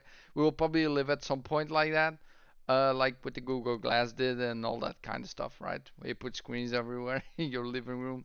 Like they already do the see-through stuff where you can actually see in the room when you tap the headset on the Oculus 2 um, and Meta Quest, right? Not Oculus. Um, and PlayStation does that as well with these cameras. I do not own the headset. I did own the Oculus 2 as well. I did like the headset very much, myself, right? I loved it. I could not use it anymore because of my neck. I had an operation. That's why I'm using my pink pillow, which everyone makes fun of to this day because it's pink. Um, I don't care. Thanks, Mama, for my pink pillow. Uh, but yeah, it is a shame. I don't like negativity at all. I only see media using negativity, and social media in general just tends to feed negativity. They just want to be negative and just key like everybody that is like just imagine this, right? Social media is one giant ball, right? And everybody flocks to that ball about their opinion and what they want to see. And the ball gets bigger because more people like the negativity, but the positive ball gets smaller because most people don't tend to go to positivity. They tend to go to negativity because people like that stuff. They want to hold on to that stuff. That's Well, what it most grabs people your do. attention, I think. You know what I mean? It just grabs your attention more, Yeah, right? it You know, does. if you're watching a news article about, how a bank was robbed, that's going to grab your attention a lot better than a Yes, firefighter saving a cat out of a tree, right? It just is, right? Um, human nature. I love positive news. I also am attracted to negative news. I mean, I'm just a human. That's just how we all function, right? If I see an article talking about something, negative, I am very likely to click on it. I hate it. It Oh sucks, my right? God, Zemi. It Um, sucks. yeah, But it does. everyone suffers from that, right?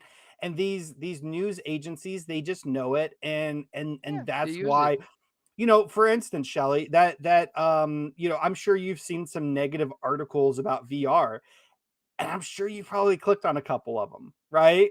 Just to figure out, well, what are they talking about? And so like we're all collectively the problem as to why negative news continues to come out, because at the end of the day, it's a business and people are clicking on it. Companies are getting paid for the advertisement revenue of having people come to their websites or having someone click and watch one of their videos and so on and so forth. So you know everyone's to blame for negative media, but I don't know, it just is what it is. I don't really take it as serious as I think some people do, but I just think like understanding why they're publishing negative articles goes a long way of becoming, I guess, accepting it as just a reality of our situation. Yeah. And also don't forget if you see a lot of ads on like the side of those things on the website and stuff when you click the article, you know they make the money Oh with yeah. every click. So that's what they do. That's what they try to do. And especially Kotaku is one of the least favorite I know. I don't click any of the articles, but everything is controversial. Everything gets you talking, and that's exactly what they want. That's exactly like there was this YouTuber that I saw, and he was negative about every game that came out, and he live streamed every game, and he let people call in. He had like thousands and thousands of people just live watching him, trying to reason with him just to get him to like change his point. But no, he stayed negative. Why? Because people are just flocking to him to try to change his mind, and that's exactly what I want. He gets more views, everything gets more commercial, so he gets more money from it. Like the people that call to him like gets content because he basically entertains everyone else because they try to make him feel stupid, but then he also has really good points as well on the side, which is funny. But that's just what people do these days. Like social media is not built for the like in my opinion social media came too early. We're not prepared for social media, like it's going really hard these days. You see a lot of negativity on Twitter sometimes, and you see a lot of comments on those. But yeah, like Zemi says, if you type something positive, I don't see a lot of comments. I don't see a lot of stuff happening. But hey, as soon as you got something negative to say, there's people flocking to you, there's people arguing with you. It just works, indeed. And it's a shame. It's a shame. It should be the other way around. That's not how people's brains are wired, and everybody knows that. That's why they use those tactics. It's And pure it media works. tactics. It's pure Yeah. media tactics. Don't worry about it. Shelly does ask another question though. Yes. What side is the most She, reliable? Ooh, Insider Gaming credit for giving out the PSVR 2 sales news and painting in new light shows that they care a bit more about integrity. Yeah, and that's you have to find the middle point between what just fair news, right? People that just give the news how it is, no emotions, no opinion pieces, just give the news how it is and no bullshit, right? That's exactly what I do. I just give you the things like if we talk about stuff here and I search something, if I know about something like Dead Island 2, right? Yeah. Like reviews. If I make a review, I just give you how it is. I don't like something, I will tell you this is my opinion, right, about the game. But all the other stuff is just objective. And you have to be objective as a reporter, in my opinion, not opinionated. You can put your own opinion in there, but it should be on the side. Maybe at the end, my opinion about this is blah, blah, blah, blah, blah, right? But overall, it should be objective. If you find objective in one of the creators that does this stuff or one of the journalists, right, then you find a good one. And you should keep hold to that one and see all the news he has. My opinion. Yeah, I would say there's not a singular news site that you should trust for all of your news, right? I'll just say that right now because we're all human, we all make mistakes, we all miss out on a critical point that, could change the entire story, right? And then we're also all biased, right? Whether it's like intentional bias of, hey, I just don't like whatever Dead Island. I don't hate Dead Island. I'm just using this as an example, right? I hate Dead Island, right? So I'm gonna go write a horrible piece. Well, maybe I do hate Dead Island, but I'm actually just trying to write a fair article, but unconsciously my bias affects me, right? So I mean, there's not really a perfect site to go find all the best news just because of human error and also bias, either intentional or unintentional bias comes into play. So my best advice is if you want the best news possible, to go and read an article about the same subject matter from at least 2 or 3 publications, right? And then at the end of reading those 2 or 3 publications, deciding for yourself, okay, well, what is the most likely, what is most likely to be true, right? Yeah. If that makes any sense. I think, I can't remember who said it, but the best way of determining the truth is listening to both people and then looking in the middle, right? That's what I always do when I have like an argument with someone, Zemi, right? Or something happens with someone. I always go to both parties and I just talk to them. And I want to see what they both have to say, how it happened. Especially in the podcast world, guys, there's so much stuff going on behind the scenes sometimes. Drama that you just have to sometimes talk to both parties and see what's going on actually.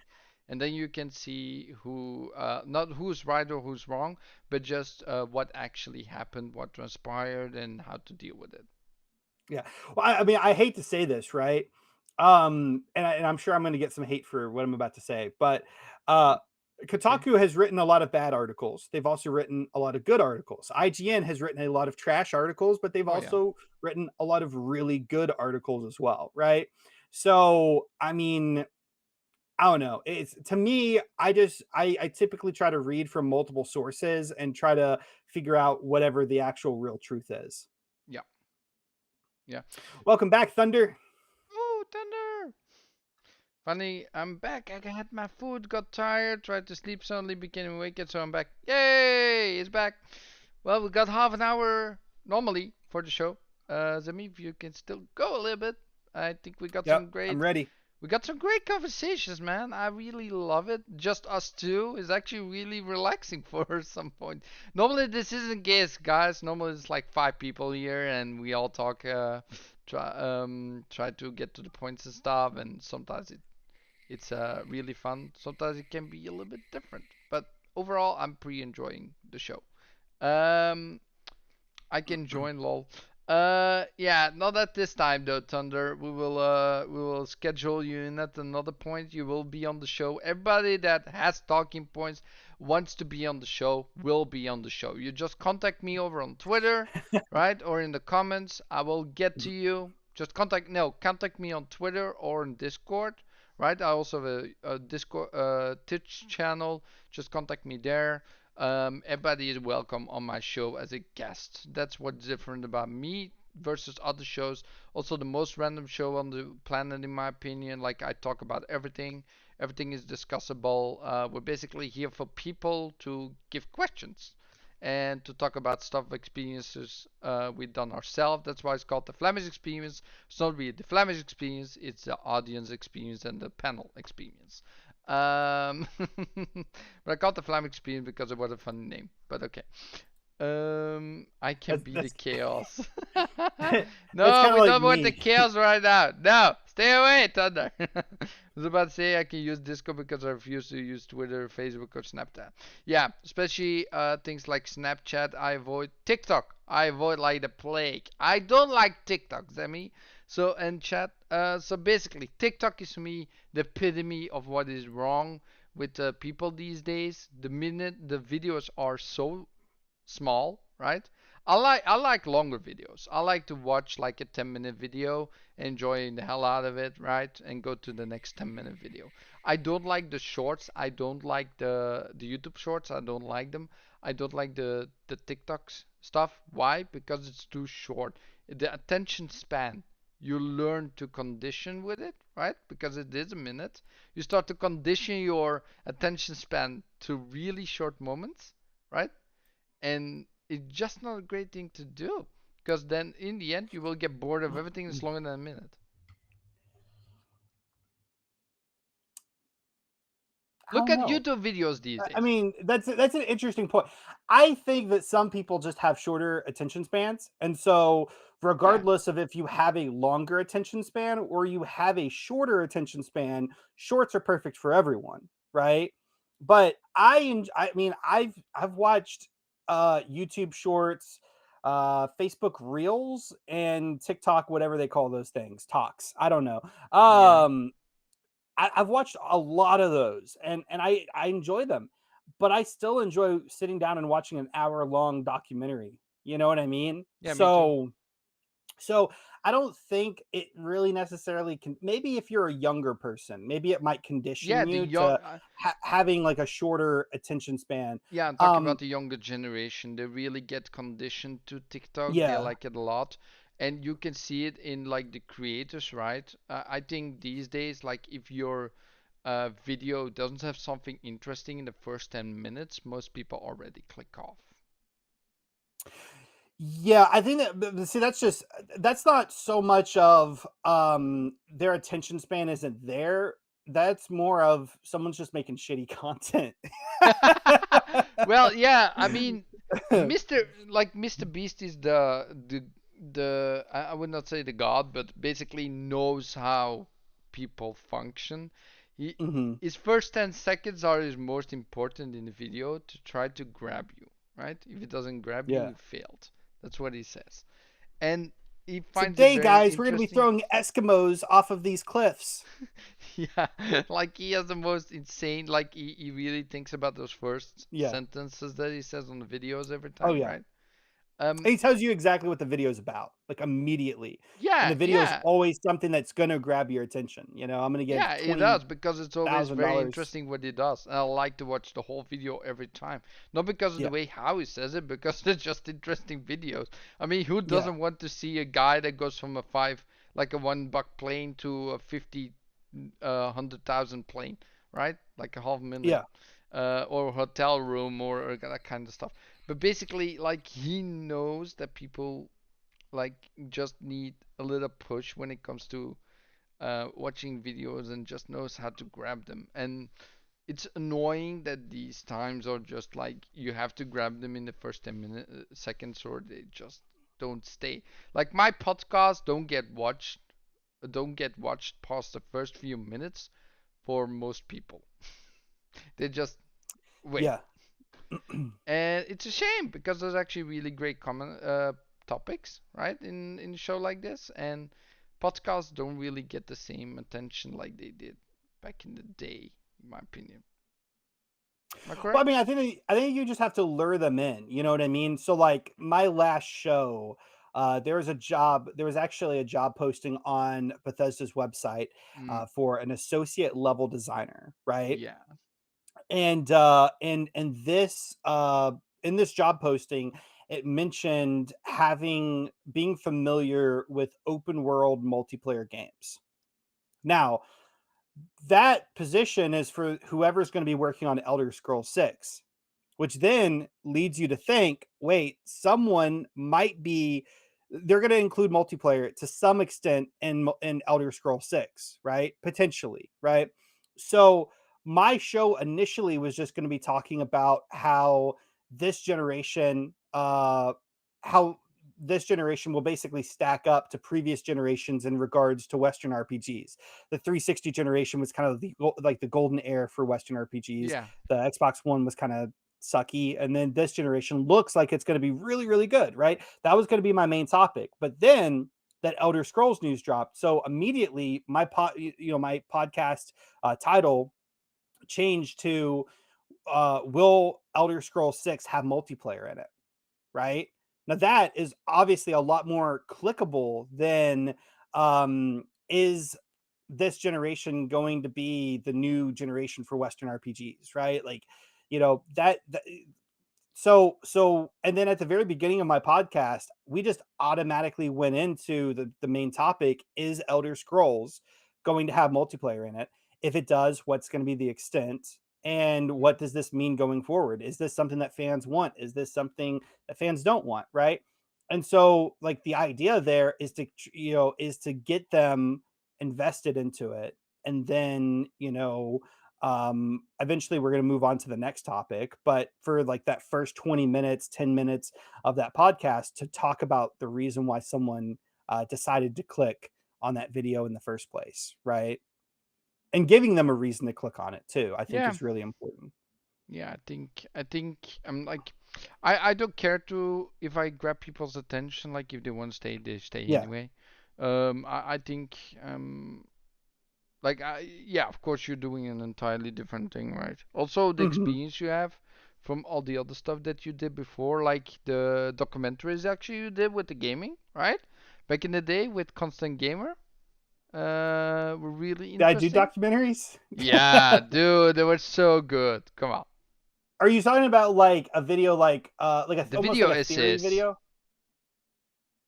essays, like the Sleeping Dogs one, like yes. Will we ever get like a new Sleeping Dogs? Oh, okay, yes, where and you analyze the stuff and go back and I love that kind of stuff, right? It's really interesting. It's like a documentary, basically. Making documentaries yourself. Yeah, and I'm planning to do some of those for the rpgWhat channel to try to get in some more views, some more clicks, get people introduced to the channel, so on and so forth. Diablo. I don't know a ton about Diablo, man. Like, well, you have to talk about me. You have to talk to me. Talk to me, and I'll give you the scoops, man.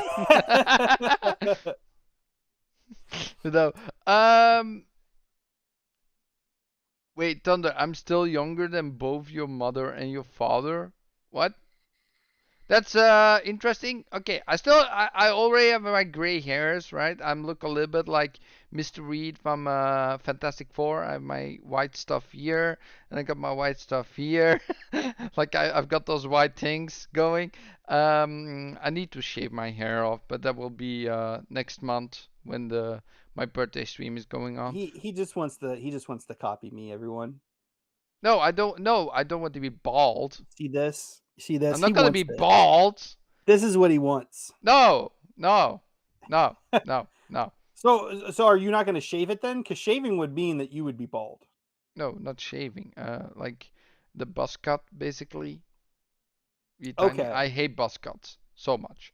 Right? The only thing I do is make this a little bit shorter, right?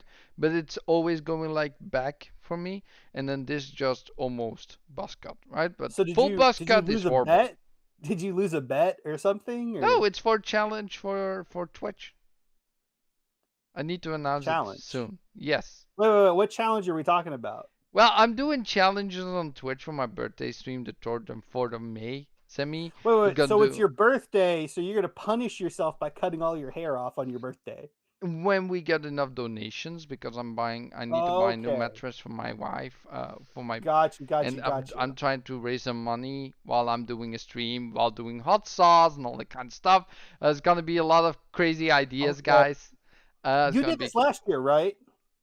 Last year I didn't, I think. No. You didn't? No. Okay, It's it been might have been the 2 year years before. ago. 2 years ago I actually did a charity stream back then. For charity, and I raised, I think, 500 or 400 bucks or 200 or something. Was a little bit, but it was going towards charity and actually worked. Hey Jago! Oh, it's getting a bit more crowded. Hi. What's up, Flamish and Zemi? How you both just got back from pre-ordering Diablo 4, Atlas Fallen, and RoboCop Rogue City. Jesus. Yeah, Diablo 4, awesome. What version did you get, Jago? I hope you get the deluxe edition so you can play the 4 days early and get the battle pass for free, the $10 battle pass. So you're actually paying $10 for the extra cosmetic, which is the mount, and the early access, basically, which I think is worth. I think for $10 you can't go wrong with 4 days early access with Diablo. It doesn't buy you power though, because there is a season coming afterwards. So don't worry about that if you think about pay to win as that thing. But that's not. Tried to pre-order Immortals of Avium, but couldn't yet no, that game has been announced 2 days ago or 1 day ago. So it looks really cool though, like a shooter like in Doom, but then with magic. Looks really cool. I getting a little bit of vibes of the game. What was the game with all the different frames you have with the sword and stuff? What was that game? I don't know what you're talking about. Horrible at launch. Yeah, so there was a game where you had like a lion face. That was like the main thing. I forgot the name. If someone knows, guys, it's like the game with the armor, like on the thing with a lion face, and it was fighting against a wolf face, and they were like gods or something. Was it like the PlayStation exclusive game? Yes, in the beginning, yes. Was it like God Sword or something like that? It was like God something, right? God's Fallen? No. Yeah, I don't remember exactly. I know what you're talking about. I don't remember the name of it. Yes, but it did flop. It flopped hard. Yeah, it flopped hard. It actually became better after a while, but it still flopped hard. Like I bought the game after a year, I think, when it came on Xbox. But still, the game isn't that fun to play, to be honest. Nice, Jago. The deluxe Godfall, that was it. Godfall. Yes, okay, Godfall. When they put the DLC out, that's when I bought it. But still, it wasn't fun to play, in my opinion. Wasn't that cool. The deluxe edition, that's cool, Jago. So you get your 4 days early access and your battle pass with the first season of Diablo ladder. So it's gonna be cool, like seasons, basically. Hey, Flamish, what's Diablo, by the way? Well, it's one of the best action RPGs ever sold to humankind. One of the most popular action RPGs sold to humankind. Path of Exile is like the other popular one, but that's free to play.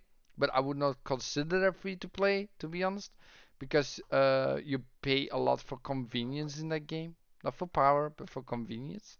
If you want better, if you want to stash all your stuff, you need so many stash tabs, and you only get 4. And then you got like a currency stash tab and stuff, so it's insane. But yeah, Diablo is just the most popular action RPG ever created. So what you're saying is that I should just play Path of Exile. Path of Exile is the most hardcore action RPG ever created. From the creators that also made Diablo 2. Which is Chris Wilson from Grinding Geek Games. Hi, Chris. Hi, Chris. So yeah, I've been trying to go to that game for years, Zemi, Path of Exile, and I haven't even finished end game with the bosses yet. Because it's so complicated. They literally say you have to get a PhD in gaming to know what that game is about and how to play it. PhD in gaming? Yeah, that game is extremely complicated. It's one of the most like I'm gonna show you something. You're gonna be amazed, right? I'm gonna show you the passive tree on screen from Okay. the game. Okay? Show it. Oh, give me a moment, please. Path of Exile passive tree. Good. I'm here. I'm gonna show you. So you start as a character. Okay. Uh-huh. Let's say you are a marauder, right? You have 100 levels. All your skills are based on skill gems, which you put into your gear. There's nothing you put into your passive tree that's a skill, right? All the passive trees, all they do is give you life. They change the way you play. They give you more movement speed. They do like physical damage reductions and that kind of stuff. They change a lot of stuff, like you deal no fire damage, but you are 50% of physical cold and lightning damage converted to fire. 50% less life regeneration, but energy shield also replies to life and that kind of stuff. This is very complicated. But this tree is freaking massive. You can put like 132 points on there, but it's all the way around.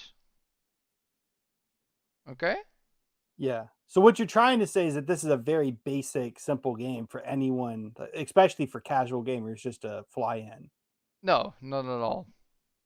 But that's not all. That's not even all. There's ascendancy. Ascendancy basically makes every class has 3 different things they can go for. You have for the Marauder, I know best. Juggernaut is basically like the tanky tank. You have a Chieftain, which is more like totems and stuff like that. And then you got Berserker, which is more a little bit more like let me see. It's basically like pure rage, right? Yeah, You just like go running for in there wild. yeah, but you do that with every class actually, Zemi. You run with every class. You run really wildly, and that's not even all. There's like way more in the game as well. Like we have the Atlas tree, which is another path of progression. After you reach endgame, which is maps, right?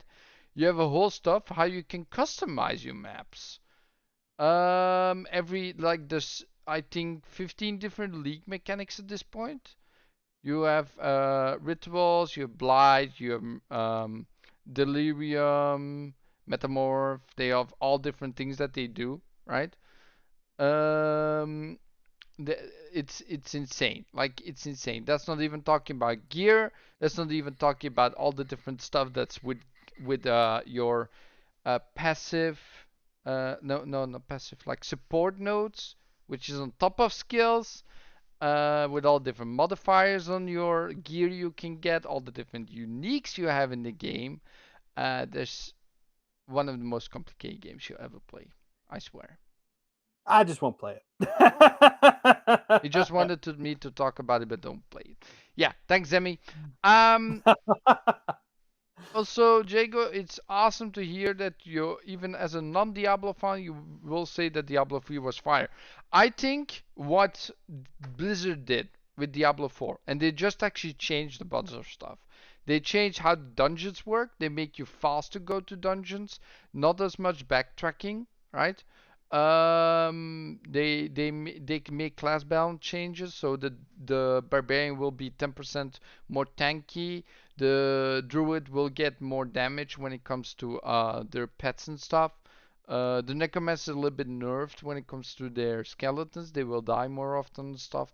So they did some balance changes. But overall, that game is basically the best of Diablo 2, Diablo 3, and Path of Exile combined. I mean, That's I played what Diablo does. That's yeah, I played the Blizzard demo does. of the beta. Diablo 4. Yeah, the beta of Diablo 4. Yes. And I had a lot of fun. I got to level 5 and then I decided to stop playing.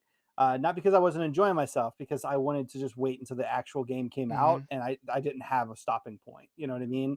Yeah. But I just played as the Necromancer, and I had a lot of fun. Yeah. Okay. Yeah, I think that was, yeah, just so great. I mean, um for me that game is like just they made it very simple for most people, right? Except for respecking. If you want to respec your character and your skills, it's gonna get harder at the end game. So when you higher level, it's gonna be harder to respec, which is not a favorite thing for most people. I hope they change it at some point. I hope they will think about it because in WoW they did the same thing and it flopped hard. They actually took back all the stuff that they said we were gonna do because they were too stubborn to realize it first. But they're doing exactly the same thing with Diablo now, and nobody likes it. So I hope at some point they'll change it. You almost bought a PlayStation 5 or you were at GameStop? No, Jago, why did you stop? Well, It's he said whatever you want, man. because his PS4 already collects dust. Yeah, Well, but the PS4 Jago, doesn't have the latest I must tell games. you, then the PS5 is exactly the console that you want because it's white, and white, everyone knows, hides dust better than black. So I will just say that if you're gonna buy a console to collect dust, the PS5 is exactly what you want. Yeah, and Or you know what? Just so we're fair, or the Xbox Series S. yes. Those are the two consoles that you Well, want to collect no, dust. actually, I would say the One S because that's completely white. The 1S because it's completely white. Yeah, but I mean, It's the old gen. You know, I mean, aren't they the same price though, or around the same price? But one's next gen, so I'd say Yeah. I would go go for with the. Series S. I don't know why they still selling the One S. I don't know. Maybe. I have to check. Like I'm actually checking, right? New where, right? New. Like one Xbox One S because if yeah, they're still selling that. Oh no, series. One S, yeah, but that's second hand. I honestly don't think that they're making new ones anymore. Well, not to there's say still you couldn't some buy a new one, but I don't think that they're manufacturing. You can buy one on Amazon right now for 640 euros. Yeah, I don't know. I'm good. Decent. Maybe I'll just go buy a Series S for cheaper because I'm sure like it's got to be cheaper. Yeah, Jago, I'm sure they will have a package for PlayStation 5 with Spider-Man included, but that game is that's gonna be sold out so quickly. I don't think you're gonna be able to get one. I would get a PlayStation 5 up front because they can always up the prices like they did in Europe. Don't forget that. In Europe, they actually up the prices of the PlayStation to be $600 and 500 for the S version, basically. Also, I mean, it's not like you're really going to be saving money, right? Because didn't PlayStation up any of their consoles that come included with the game? At least like the God of War edition, right? Cost $50 more. No, that's actually just the same price as you buy with the game. I think it's $70. That's $570 you're buying with PlayStation. I wouldn't even get a disc version, to be honest. I think the disc version is overrated at this point because there's so many sales on PlayStation and Xbox, and there's so many sites where you can buy keys for cheap that you don't even need discs. In my opinion, right? And you're saving on the box, and it's the same storage. So why do you need a disc version for PlayStation? That's my opinion. I bought the disc-less version, but like I don't even need a disc anymore. Everything's cheap, except new games, of course. For Spoken is still like $70. I will not buy it. The God of War PS5 was $550. See, that's what I mean. Still $550. So that means you're paying for the game like $20 less, right? Is that worth it to wait that long and maybe don't get a PlayStation 5, Jago? Instead of just getting it right now, enjoy the games that they already have, or just keep it in the box until then. You could do that too. I mean, I guess another way of looking at it though too is like whenever the Spider-Man game comes out, I have no idea when it comes out, but whenever it comes out, it may be like a holiday, and you can possibly get them. You know, you could possibly get it for cheaper. When's Spider-Man coming out? Later this year? Is that what you said? Yeah, normally 2023 is what they announced, but we haven't heard anything about the date yet. Yeah, We're so it could already get April. delayed. I mean, imagine if it got delayed to 2024 and then they announced like a pro model PS5. Well, then you could get like the lower model PS5 for cheaper and still be able to play the same game, right? So Yeah, I I don't think the Pro model will even be that more expensive, to be honest. know. I think they maybe will just exchange it for what they have right now, but knowing Sony, they probably won't. You know, we were actually just talking about that earlier in the show. Like, what would be the game to get me to go out and buy a PS5? Not So far, Spider-Man. I haven't seen it. I haven't seen the game yet. Come For on, me, Last of Us Final Part Fantasy 3. 16, man. Final Fantasy 16 looks so fucking dope. That game looks so good. I swear. It looks like the old God of War, exactly like that for me. Action RPG, like really hack and slash, and I like it. I like it. So if you like that kind of game, Jago, I would get a PlayStation 5 just for the new Final Fantasy game that comes out. It looks solid. Go watch the trailer that dropped, where you're playing Ifrit. You will see that immediately. It reminds you so hard of God of War 3, man. It's one of the best things. Also, it is somewhat the end of the show. I don't know if you have anything more to say, Zemi? No, I don't. I mean, if you have another topic or if you can think of something, we can talk about it real quick. But if not, I'm okay with ending it too. Just whatever. Well, I don't really got something to talk about except the stuff that I already talked about with my stream, right? The third and fourth. But I can do, yeah, it's like outros. So, basically, guys, don't forget, like I'm streaming the 3rd and 4th of May. I'll be doing a birthday stream with a lot of challenges, a lot of shenanigans. It's more with donations, so you can support me and help me buy a mattress because our mattress is so um, um, old that we're basically sleeping in like two um, holes instead of mattress. Even if you turn around, it's still the same. So we need new mattress. Mattresses aren't cheap, especially one that supports your neck and your back really well. So we're trying. I'm trying to raise some money for that, so we can get new mattress, basically. So if you want to help that out, that would be helpful. But Zemi, yeah, just tell Yes. us where we can find you, man. I know you have the credentials in the bottom, but it's always fun to hear from the man himself. No, absolutely. No, by the way, let me just say I understand what you're talking about with the whole new mattress situation because I actually just recently got a new one. Oh, But before I did, dude, I was like sleeping like the mattress was so worn in, like I was laying on the box spring. Like I could feel the wood from the box spring whenever I would sleep at night, and so my back was killing me. So I just had to get one. So no, trust me, I get you whenever you say, hey, I need a new mattress because I really did too. But if you guys want to, you guys can always go and follow me on Twitter at Zemi Games. I post pretty frequently there. You know, a lot of the times it's just an announcement if I'm going live on Twitch or if I'm about ready to do the podcast. But I also put up some really cool polls every week, as well as every now and then I post some gaming news on Twitter as well. So definitely give me a follow there if Twitter is your type of thing. You can also catch my newest and latest podcast called the rpgWhat podcast on my YouTube channel, which also goes by the same name, rpgWhat, every single Thursday at 7 p.m. Eastern Standard Time, where we basically just talk about Western role-playing games. So games like Mass Effect, Fallout, Elder Scrolls, so on and so forth, Dragon Age, Cyberpunk, Fable, all of the great Western RPGs we talk about on that podcast. So if that's your type of thing, definitely stop by next Thursday. We go live at 7 p.m. For the latest episode of the rpgWhat podcast. Flamish, as always, thank you so much for the invite. Hopefully I'm back on sooner rather than later. It's been, we'll talk. what, like a year, probably, maybe a year and a half since I was last on. Yeah. Longer. We'll not do it that long, Sammy. No, if you can, like every few weeks, and I'll just talk to you, and like we talk to each other frequently now. So hopefully we can keep that, and yeah, then we'll get you on sooner. I mean, it's really fun actually.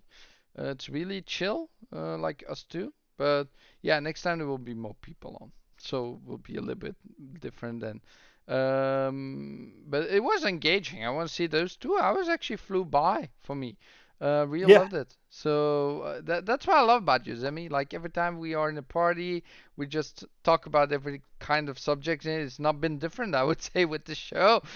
It's exactly No. the same. Now we also have the chat to look at, of course. But yeah. Besides that, guys, don't forget. Next week, Sunday, we'll be here. Normally, Calyrex is going to join me. I'm just waiting for confirmation, but normally confirmed last week. So, normally he's going to be there. And yeah, I'll see you all next week. And don't forget, guys, I'm over on Twitch. Check me out on Twitch. See me game some gaming, you know. I'll see you all next week, guys. I'll wish you all a lovely day. Bye.